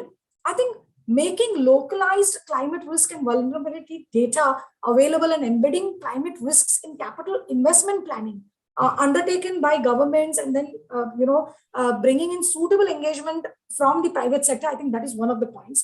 Better articulation of adaptation and resilience goals at national levels, establishing the policies, regulations, standards, also articulating clear plans, including who will do what, where, when, and how, to enable the private sector participation. The private sector goes by quarter to quarter plans, right? I mean, everybody goes from a quarter to quarter. So I think that is very important. And then the last point is on strengthening financial incentives or reducing risks or costs for private participation, because there are high transaction costs and somebody needs to take that, support that. So through public finance, instruments that can be available, like credit enhancements or other targeted risk reduction or revenue boosting measures, I think these need to be brought in. And I saw in the chat box, somebody asked a question on the role of DFIs. I think that's the role of DFIs, and it's fast changing, to come forward to bring in that catalytic capital. And that's how private sector will come into the play and then look at long-term long-termism. We've seen how the green bond market has grown, and now today the tenors are 10 to 15 years. I mean, EBA projects needs upwards of 15 years of capital, right? So I think just getting credit is not good enough, but looking at then bringing in a kind of a participatory model, participatory financial model that can promise a good return, at the same time a long-term investment. I think that is what is really needed. Thank you. Dr. Majumdar, I'd really like to come back to you, because both Sunny and Ms. Namita really talked about the importance of clearly defining the scientific aspects of this, both to the communities and also to the financial sector, and also, of course, to the government as well. And I would like to know, how do we bring this knowledge together with science? We talked a little bit about defining these concepts, but also the idea of how do we bring in the different types of scientific knowledge, that come from communities, for example, and incorporate that into our scientific research? Yeah, that's very, very, very difficult question to answer. Apologies. No, that's fine. But yeah, we need to do that. Actually, the thing is, I mean, very simple thing I would like to say. Even I have been going to school, colleges, and rural areas and all. Very simple question if you ask. What is the climatological rainfall? Do you have the knowledge of this climatological monsoon rainfall? How much rainfall occurs in your village or your field or something like that? I mean, and then the question comes, why I need to know that? I mean, IMD, India Meteorological Department, is doing that job, and now it has come up to taluka level and very field scale.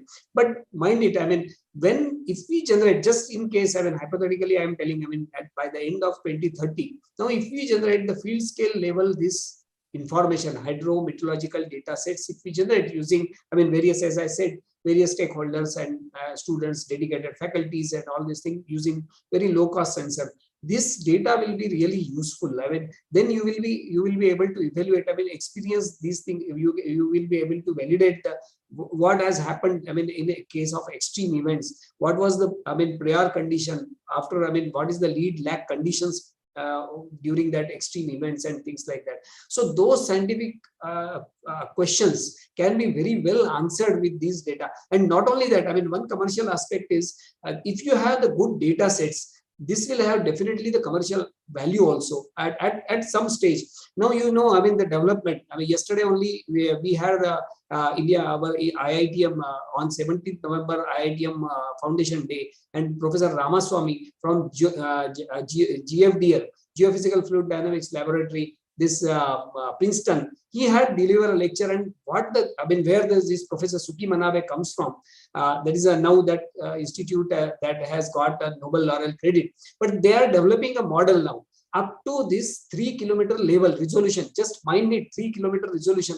Where is the data to validate that those results? And this data, once we have this huge data set, huge knowledge, not only for agriculture field, not only for hydrological field, but for modeling aspect also, for scientific aspect also, it may have commercial value. How this very nicely, I mean, Namita ji has brought out that how we will get the funding for this generating the data. That is we have to assure that, yes, at least I believe, I mean, so many students, so many faculties are working with us. I try to motivate people, and this question comes from where the funding will come for generating the data. Forget about that. I mean, it will have a lot of usage and applications and things. But I say, I mean, at least I'm sure, I mean, if we generate quality data and how to validate that, how to, I mean, put a mark on that, all these things are IMD's job. I mean, how it will be archived. There are hundreds of questions behind it. But if we generate this good climatological, or if we put this scientific data, I'm sure it will have a good commercial value as well. So now these extremes are increasing. How many extremes have occurred in 10 years? I mean, in my field, my village, there is no knowledge about it. And see, I mean, there are limitations with the satellite, with all the, I mean, latest technology, whatever we have.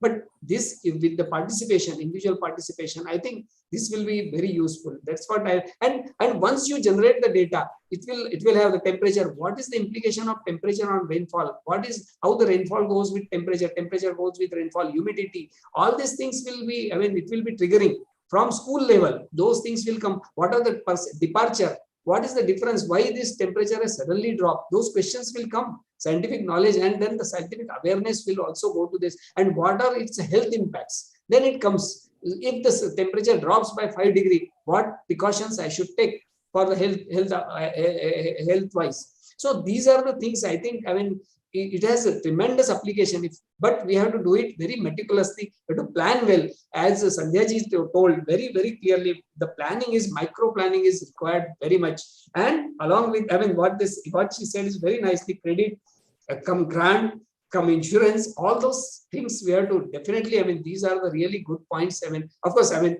we look at the only one focused attempt of science. But these are also very logistic preparation we need to have for these things. I think, I mean, I might have partially answered your question. Shannon, can I just add a point to very Yes, quickly please. what Dr. Milind said? See, when you talk about monetization of data, there is nationally as well as internationally, there is a rise in assessment of climate risks. And when you look at the physical risks part of the climate risks, historical data, there are huge gaps, right? But given that regulators worldwide and also in India are now indicating that climate risk measurement is needed to be done for financial institutions, that becomes a business case for putting this data together. And that is how monetization of this data would happen. Because if you have to do scenario analysis of, say, patterns in floods or patterns in droughts or heat mapping, I mean, then naturally banks would require this data to protect their future investments. So I think that is the perspective that needs to be looked at. And this is coming as a huge opportunity for technology companies as well as climate, so getting in also the right stakeholders together and building out this space is going to become very important. And it is a business case. Somebody, I mean, the financial institutions will pay for it. They have to pay for it, and that is how one can monetize this whole space. Thank you. I'd just like to quickly come to Ms. Sandhya, because I also see a real opportunity. You mentioned, Sandhya, the importance of building capacity for communities, but also involving them in gathering this data as well, right? I mean, I think there's a lot of opportunity there to involve these communities in the actual generation of all of this data that we've been discussing throughout this time.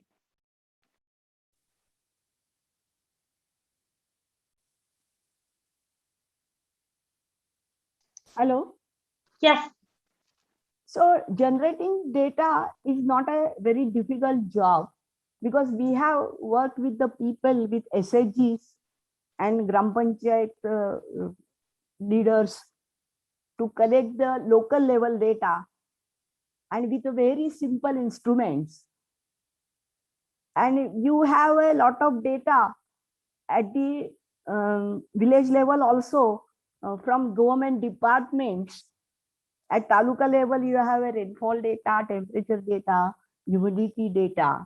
So government is collecting so much of data, but the only problem that it is at the taluka level, not at the village level. And most of the insurance plan, they give their insurance or this on the basis of taluka level data, and they declare, and that is not correct, because in each village there is you need a micro plan for giving insurance also, because in each village the condition is different, soil is different, rainfall may be the same, but the geography and water resources that may differ from village to village. So village level data is key point for ecosystem management, and that can be easily generated with by involving the village farmers and women. It's not a very difficult job. Only we need we should give training to them how to generate that data, and maintaining that data is again a difficult task, but that should be done at the block level only. So I think collecting data and is not a very difficult job, and you can devise simple methods to collect data, but how to validate that data and how to how you can just for insurance purpose or credit purpose or investment person, how they can use the data, that I don't know. The financial institution will have to design their policies according to that. I don't know, but we were talking about some risk coverage fund for self-help groups and some fund at the village level only, where from which it's very easy to help the people in case of for a risk management, and that's what that is one of the options some people have suggested. You should have a fund at the village level only for risk coverage.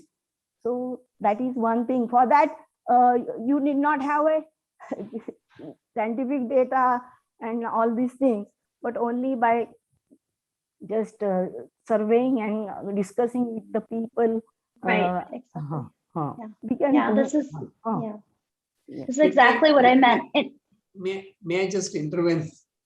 Yes, quickly. I want to come to Dr. Dawai. Actually, I really want to have his inputs. Sonia, just to follow up with you. Yes, exactly. I didn't just mean just gathering data, but actually really interacting with the communities for co-creation. Exactly what you stated. If I can, excuse me, Dr. Vijayandar, I've really been wanting to ask Dr. Dawai this question, because I mean, one of the things that we haven't discussed up until this point is as how we're going to scale this up, right? And you work with a national organization, Dr. Dawai, and one of our goals obviously is to expand ECOBARI across India. So I'd really like to hear how we're going to be able to mainstream this. Thank you, Shannon. Certainly, scaling it up to national level is very critical. We do not have the luxury of resting with pilots or small-scale implementation as successful projects. Given the fact that India is one of the most vulnerable countries to climate change, given the challenges of small and marginal landholdings, given the constraints of low incomes, given the problems of malnourishment among the consumers, we have multiple issues which need to be reconciled. So what it implies is that while EBA is a necessity, how do we reconcile that ecological challenge with the economic necessity? So that's where we need the mind and heart and brain to be brought together. At the farmers level, they would care less if they do not get economic benefits from that. if we have failed in practicing agroecologically synchronous agriculture, it's only because they find that in intercrop comparisons, they stand to lose. Those who deviate from the agroecology symphony and go in for climatically antithetical practices, they seem to be benefiting from in terms of purchasing power, and policies also seem to be supporting that kind of an approach. So what we ultimately need is, how do we ensure that the returns from practicing agroecologically synchronous agriculture is becoming popular? So this would necessitate a policy adoption where ecosystem compensations go to these farmers. Unless we consciously adopt a policy where ecosystem compensation goes to those farmers who stand to lose out in intercrop comparisons, it will be very difficult to promote ecology-based agriculture at the national level. It's an imperative. It's an imperative. So one way of doing this is to ultimately shift from kind-based subsidies, which is now the norm, to income-based subsidies. When we have income-based subsidies, that means the entitlements of the people across the agroecological zones are worked out and it becomes an entitlement.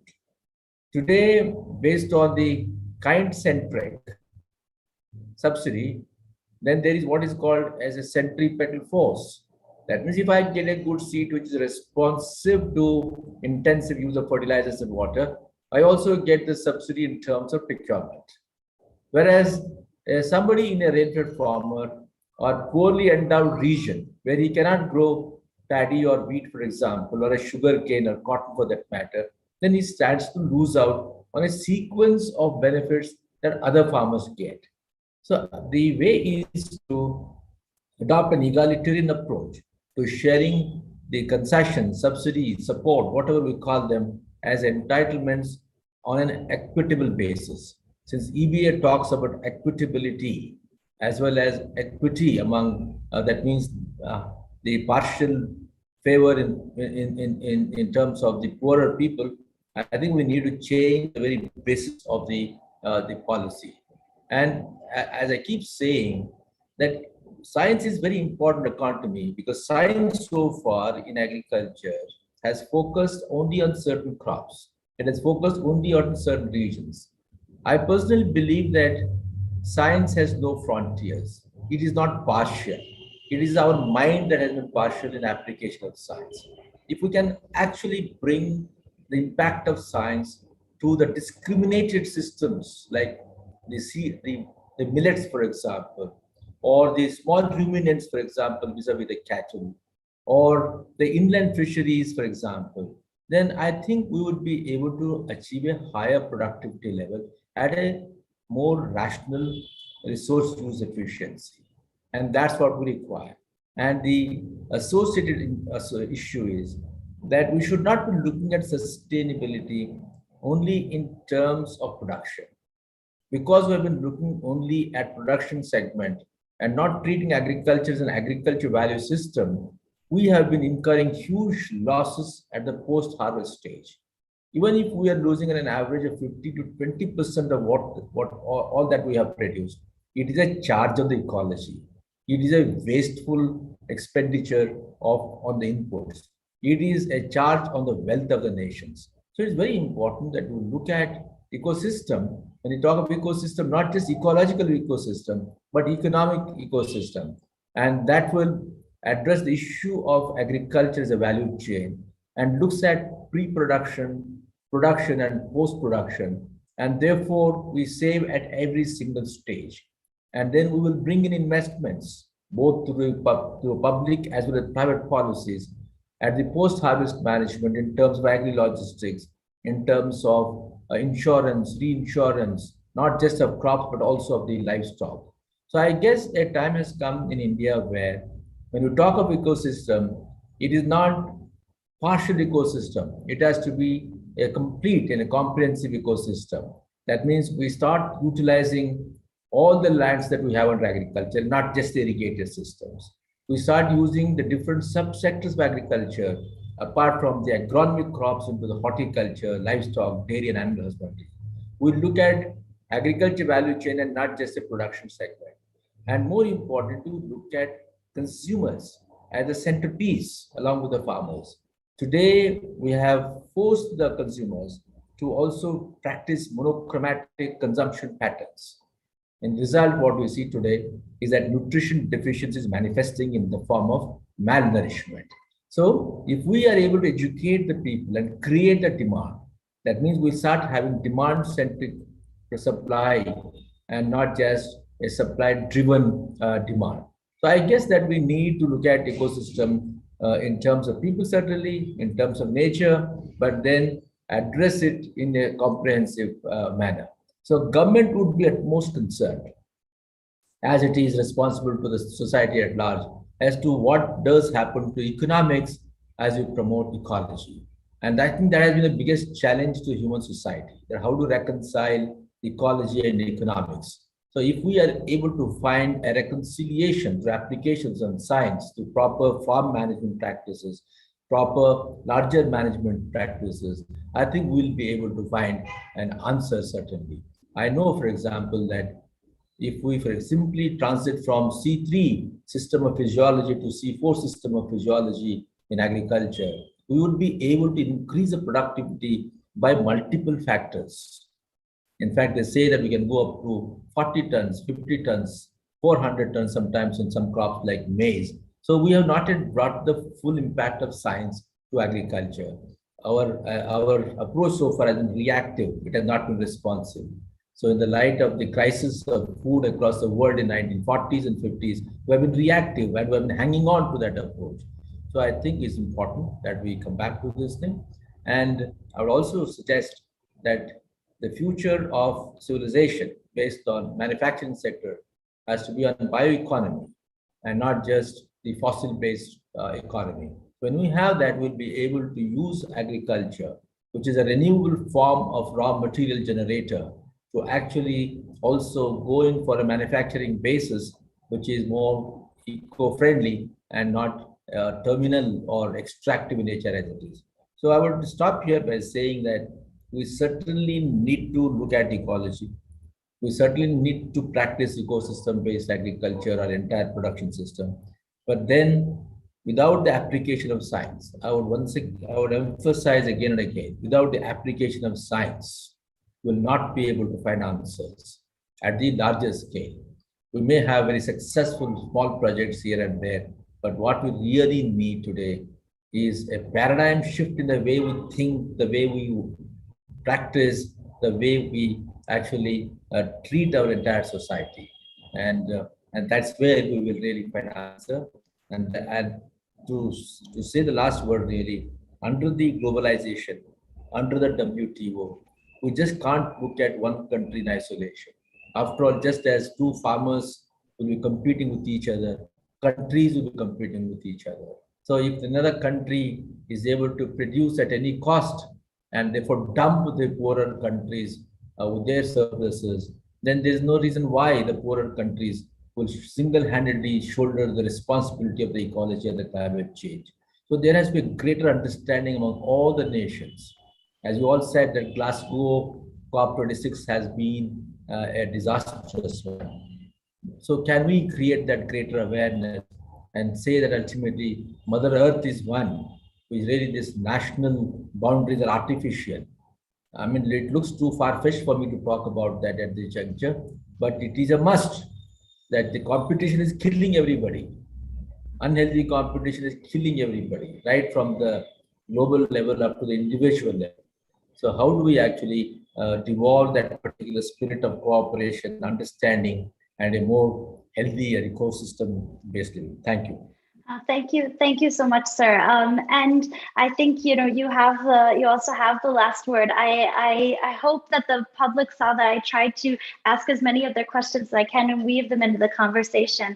But I really appreciate all of the inputs we had today. All four of you gave such excellent perspectives, and we need you. We hope you will come and join the ECOBARI family. We'll continue to need these wise and perceptive inputs that you have as we go forward and work together. So thank you also to the audience for raising these questions. Hopefully we can also incorporate these issues into our work as we go forward. So thank you all. Thank you very, very much for joining us. We really appreciate it. And now we'll go to our concluding session.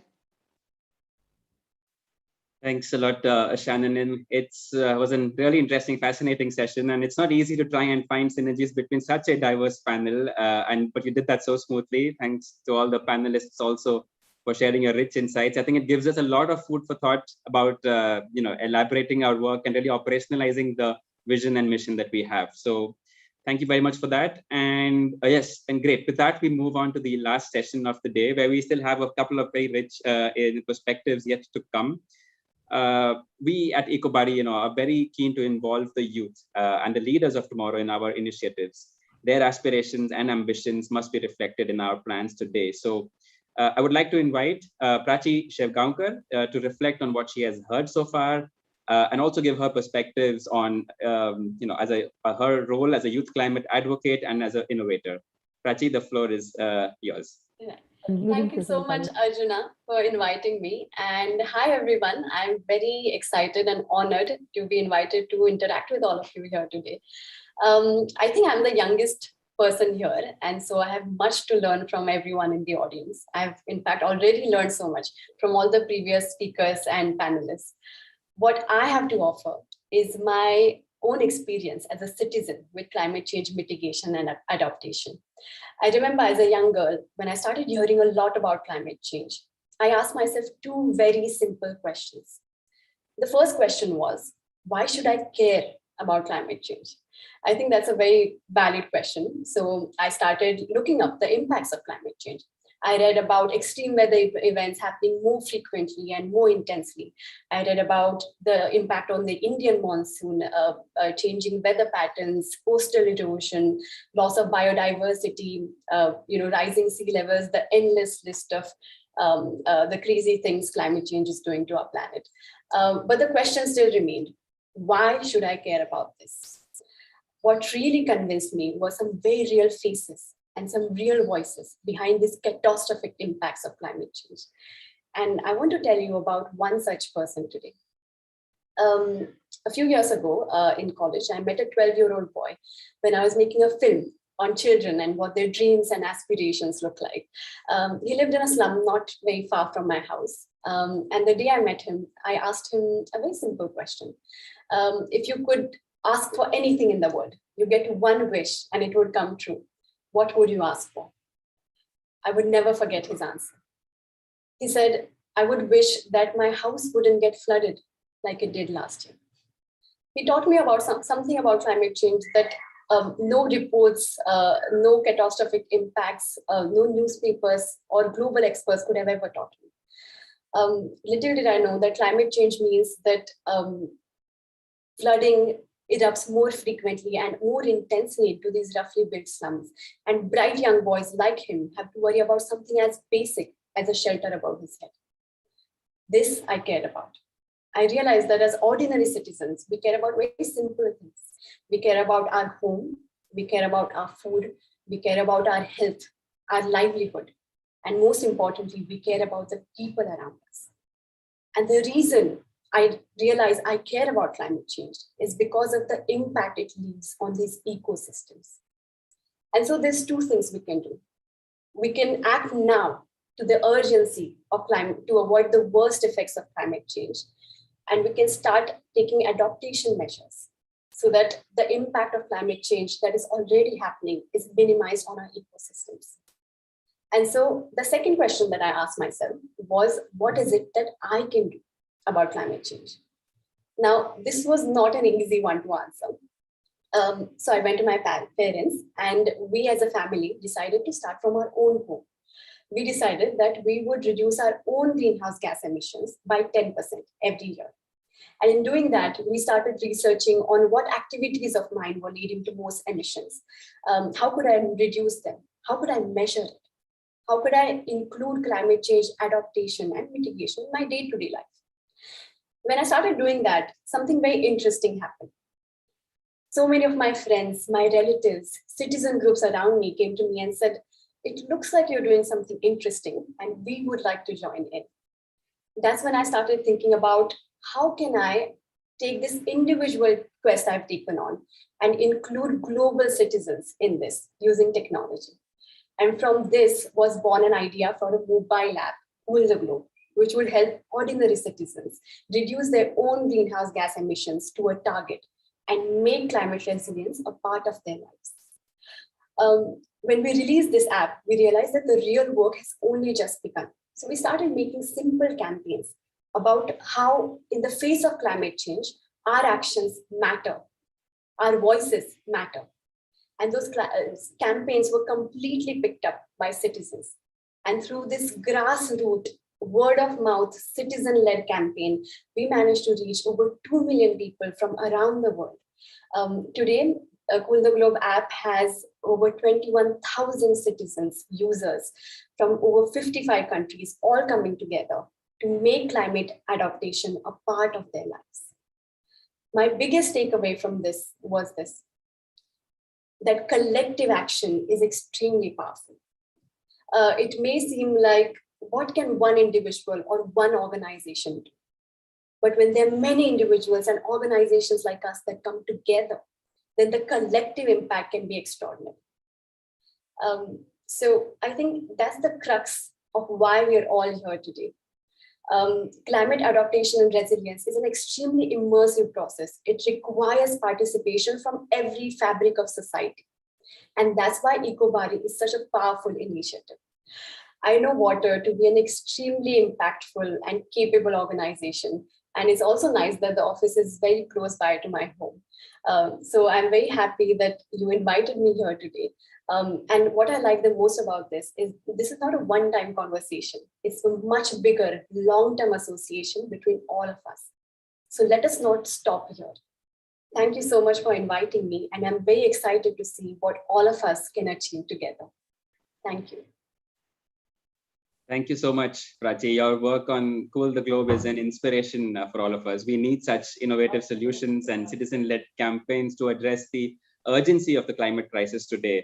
And whether it relates to adaptation or nature-based solutions in general, I mean, this is the way we need to take things ahead. So good luck to you and your innovative activities, and thanks again for being with us. Thank you so much. So now we have a small change in the schedule a bit, because Mr. CSR Murthy, the CGM of NABARD, he sends his apologies for being pulled away on some urgent issues. However, we are still privileged that we have a video message from the Honorable Member of Parliament, the Rajya Sabha, from Vandana Chavan. She is an Indian politician and advocate, and is well known for pressing environmental issues in the upper chamber and raising awareness on the ground. She introduced the concept of biodiversity park and into the development plan of fringe villages, and she's co-authored books on the law of cruelty, abatement to suicide, and Green India, Clean India, and many other such campaigns. She was also really looking forward to being with us in person, but due to a last-minute emergency, was not able to join, but she sends this video message from her side.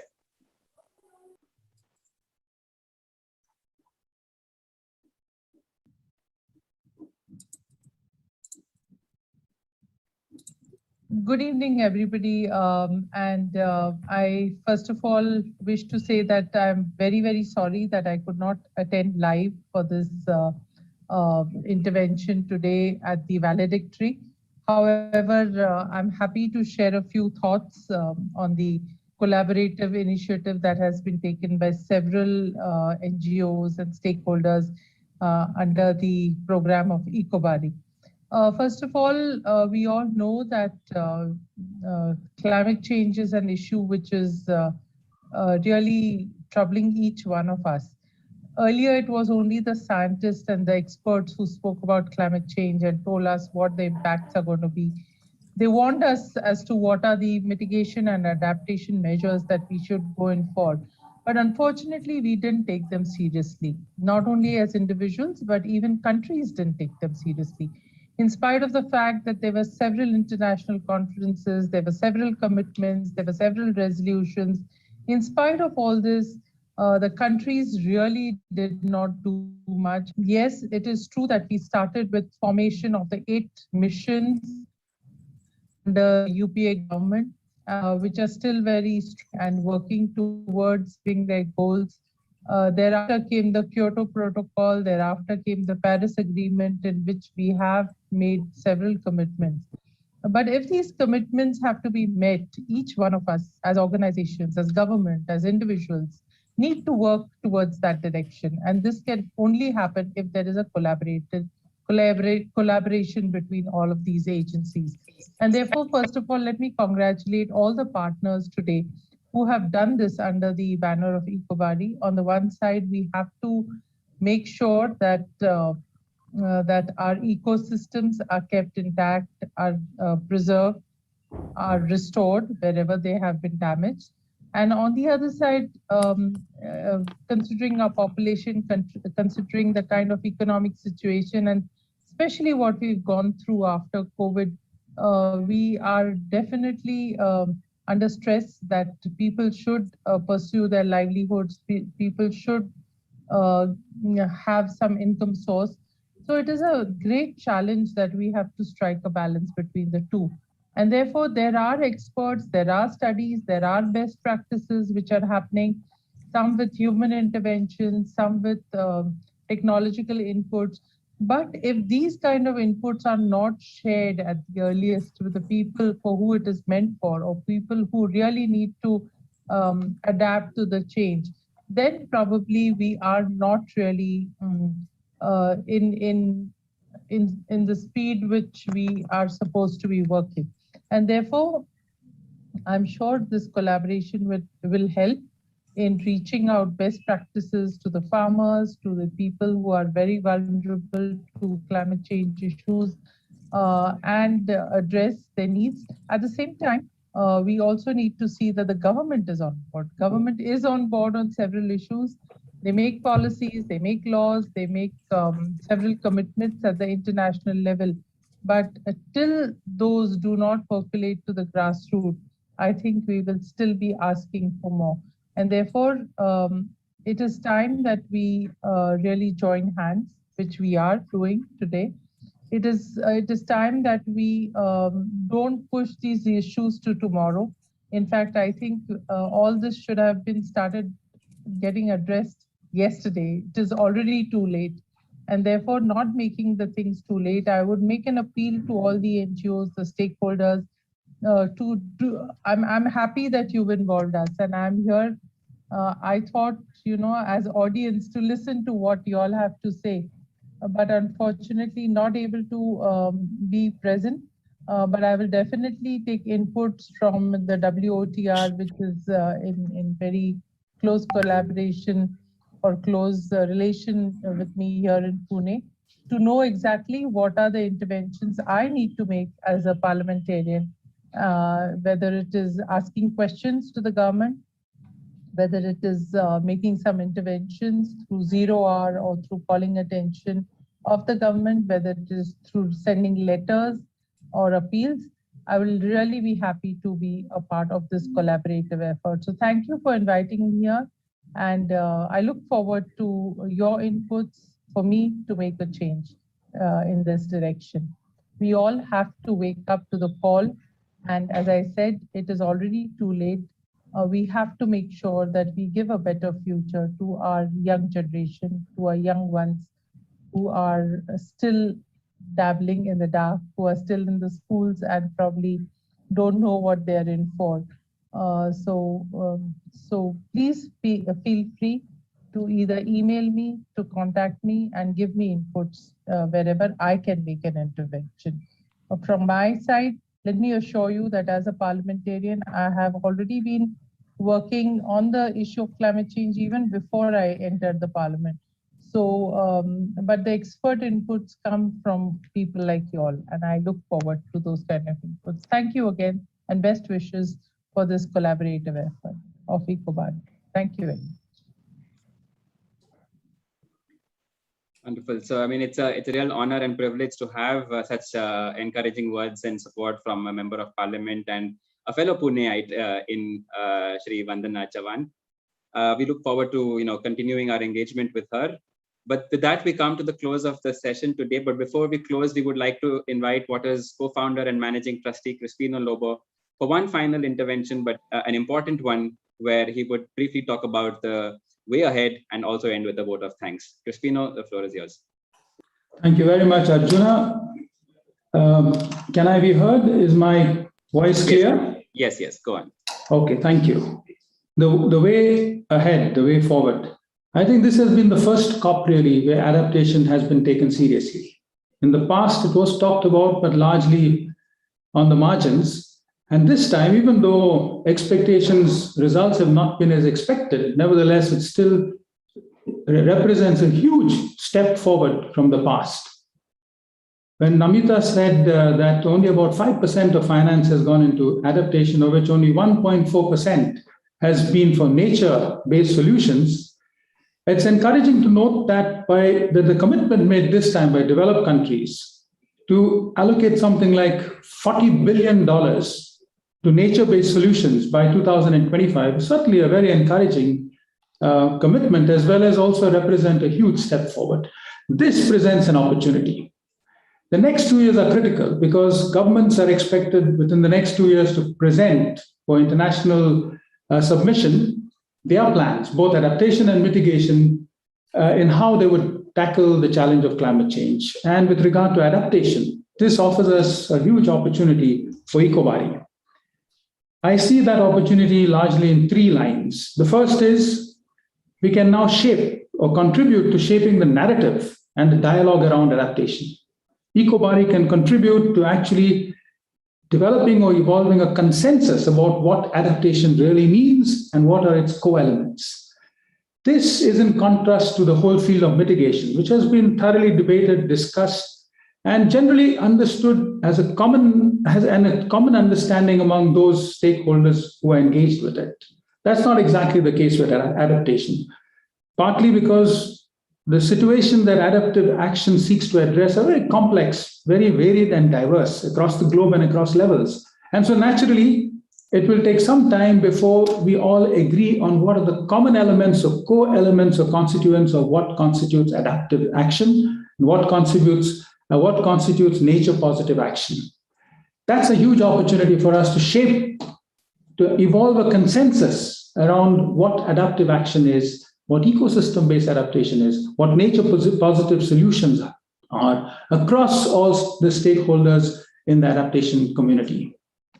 The next is we need to develop frameworks and metrics to actually identify, track, and measure adaptive capacity and resilience. This is very important in order to identify those actions which yield or can yield the greatest bang for the buck, as it is said, or which have the greatest return on investments, or however you define that. Now, this is very important if you're going to attract direct foreign investments. That is a point that was raised during the conversations, as well as to attract investment funds. And without investment funds coming into this sector, we would not be able to address the challenges at scale that climate change provides in the area of adaptation. So we need to measure and track reliably and consistently, and therefore credibly, the whole impact of various adaptive actions on building resilience. And the third point, an opportunity for ECOBARI, is adaptation is always local. And I was delighted to see that one of the objectives of ECOBARI is to be a platform for various stakeholders across sectors, be it government, be it NGOs, be it corporates, be it academics, and whatever, including village communities, to come together, pool resources, build leverages and synergies to address the complexity of adaptation at the local level. Specifically, it means if ECOBARI can partner stakeholders at all levels, across geographies and scales, in developing roadmaps and action plans for building the adaptive capacities of rural communities across the entire cycle of their lives and actions and livelihoods, that could really be a huge achievement and step forward. And that offers a huge opportunity for ECOBARI to not only become relevant, but also acquire a significant impact at the local level. With this, the final task that comes to me is to accord thanks and express our gratitude. I would first like to congratulate the conveners and co-conveners and founding members for having made possible, for having taken up the challenge of conceiving, shaping, and launching ECOBARI. In particular, I would like to thank WOTR, held by Marcella, Arjuna, Shrikant, Dadas, and several other members in WOTR who would be too much to be named right now. This caveat I also would have to say for all the other institutional members who have contributed to this process. IDH, Pramit, Jasmer, Samya, and again, their other colleagues. TMG Research, represented by Yes and Larissa. You'll have to forgive me if I am not able to mention the many others because it would take too much time. Bharati Vidyapit Institute of Environment, Education and Research, Dr. Barucha. The Bharati Institute of Public Policy at the Indian Business School, Dr. Anjal Prakash. The ECO Network, represented by Shannon Olson. SOPECOM by KJ Joy. Octa CSG by Namita Vikas. ICRAF C4 by Dr. Ravi Prabhu. Credit Suisse by Sukumar Shekhar. And equal praise must be given to all the speakers and presenters at this session. I won't mention them because we know them. They are well established in their fields, well known, as well as they've been well introduced by Shannon in today's events. Lastly, I must praise and thank and express our gratitude to all those people who participated in today's event. Without you, dear participants, today's event of the launch of ECOBARI would not be as inspiring and exciting as it is. You made that possible. And in fact, you hold the key to ECOBARI's impact, outreach, and success. Without you, ECOBARI would not have meaning or purpose. And without you, ECOBARI would not be able to realize its potential and promise. So I invite you, all the members who participated today, all your networks, friends, do spread the word around. I invite you to join ECOBARI as members and help make it a movement across geographies at various levels and scales, in the various aspects of our lives in rural areas and even in urban spaces eventually. Make it a movement that can help upscale ecosystem-based adaptation and nature-based solutions or nature-positive solutions across the world. Thank you very much. And with this, I would like to call the meeting to an end. Thank you. Thank you. Bye-bye. Thank you, everyone. Thank you, everybody. Yeah, that's it from us. Thank you very much. Thank you. Bye. Thank you very much. There will be a recording of the event, will be uploaded on the YouTube channel if anybody wants to revisit parts of it or share it with people who missed. But yeah, we're very happy to everybody who could make it in person here. Thank you so much. Go ahead, Arjuna. Nothing. That's it. That's it. Okay. No, thank you all very much. And thank you, Mr. Takpa. I could see that you were still over here. Thank you so much. Yeah, thank you all. Thank you. Shrikant, fantastic job. Yes. Thank you. Takpaji, we are going to need your help. Yeah. And we are going to trouble you now. No. I'm always there. But together, let's do something. Yes. Really. And you also, Dr. Dalwai. Ashok. Ashok Dalwai, yeah. Still in? I think he has left, yeah. I think he left, yeah. Yeah. No, thank you. Shrikant, thank you very much. Fantastic job at the last minute and everything. Shrikant, Dada, Arjuna, getting all the films ready, everything. Yes. Hemant, Pratiksha, Asif, Harshal, Richa, everyone. Thank you so much. Thank you. Thank you. Yeah, Marcella, Marcella. thank you. Who's Now there? what happens? Dr. Barucha is here. Dr. Barucha, thank Oh, you. Dr. Barucha. Yeah, now what happens? Now I'm nervous. I'm getting cold feet. The important thing is now what happens. Yeah. No, it'll go well. It'll go well. Yeah. It's a good beginning. Yeah.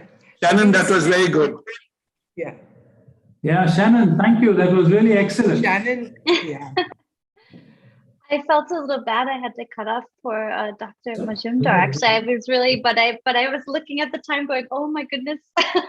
But it was really good conversation. Actually, fantastic insight. Yeah.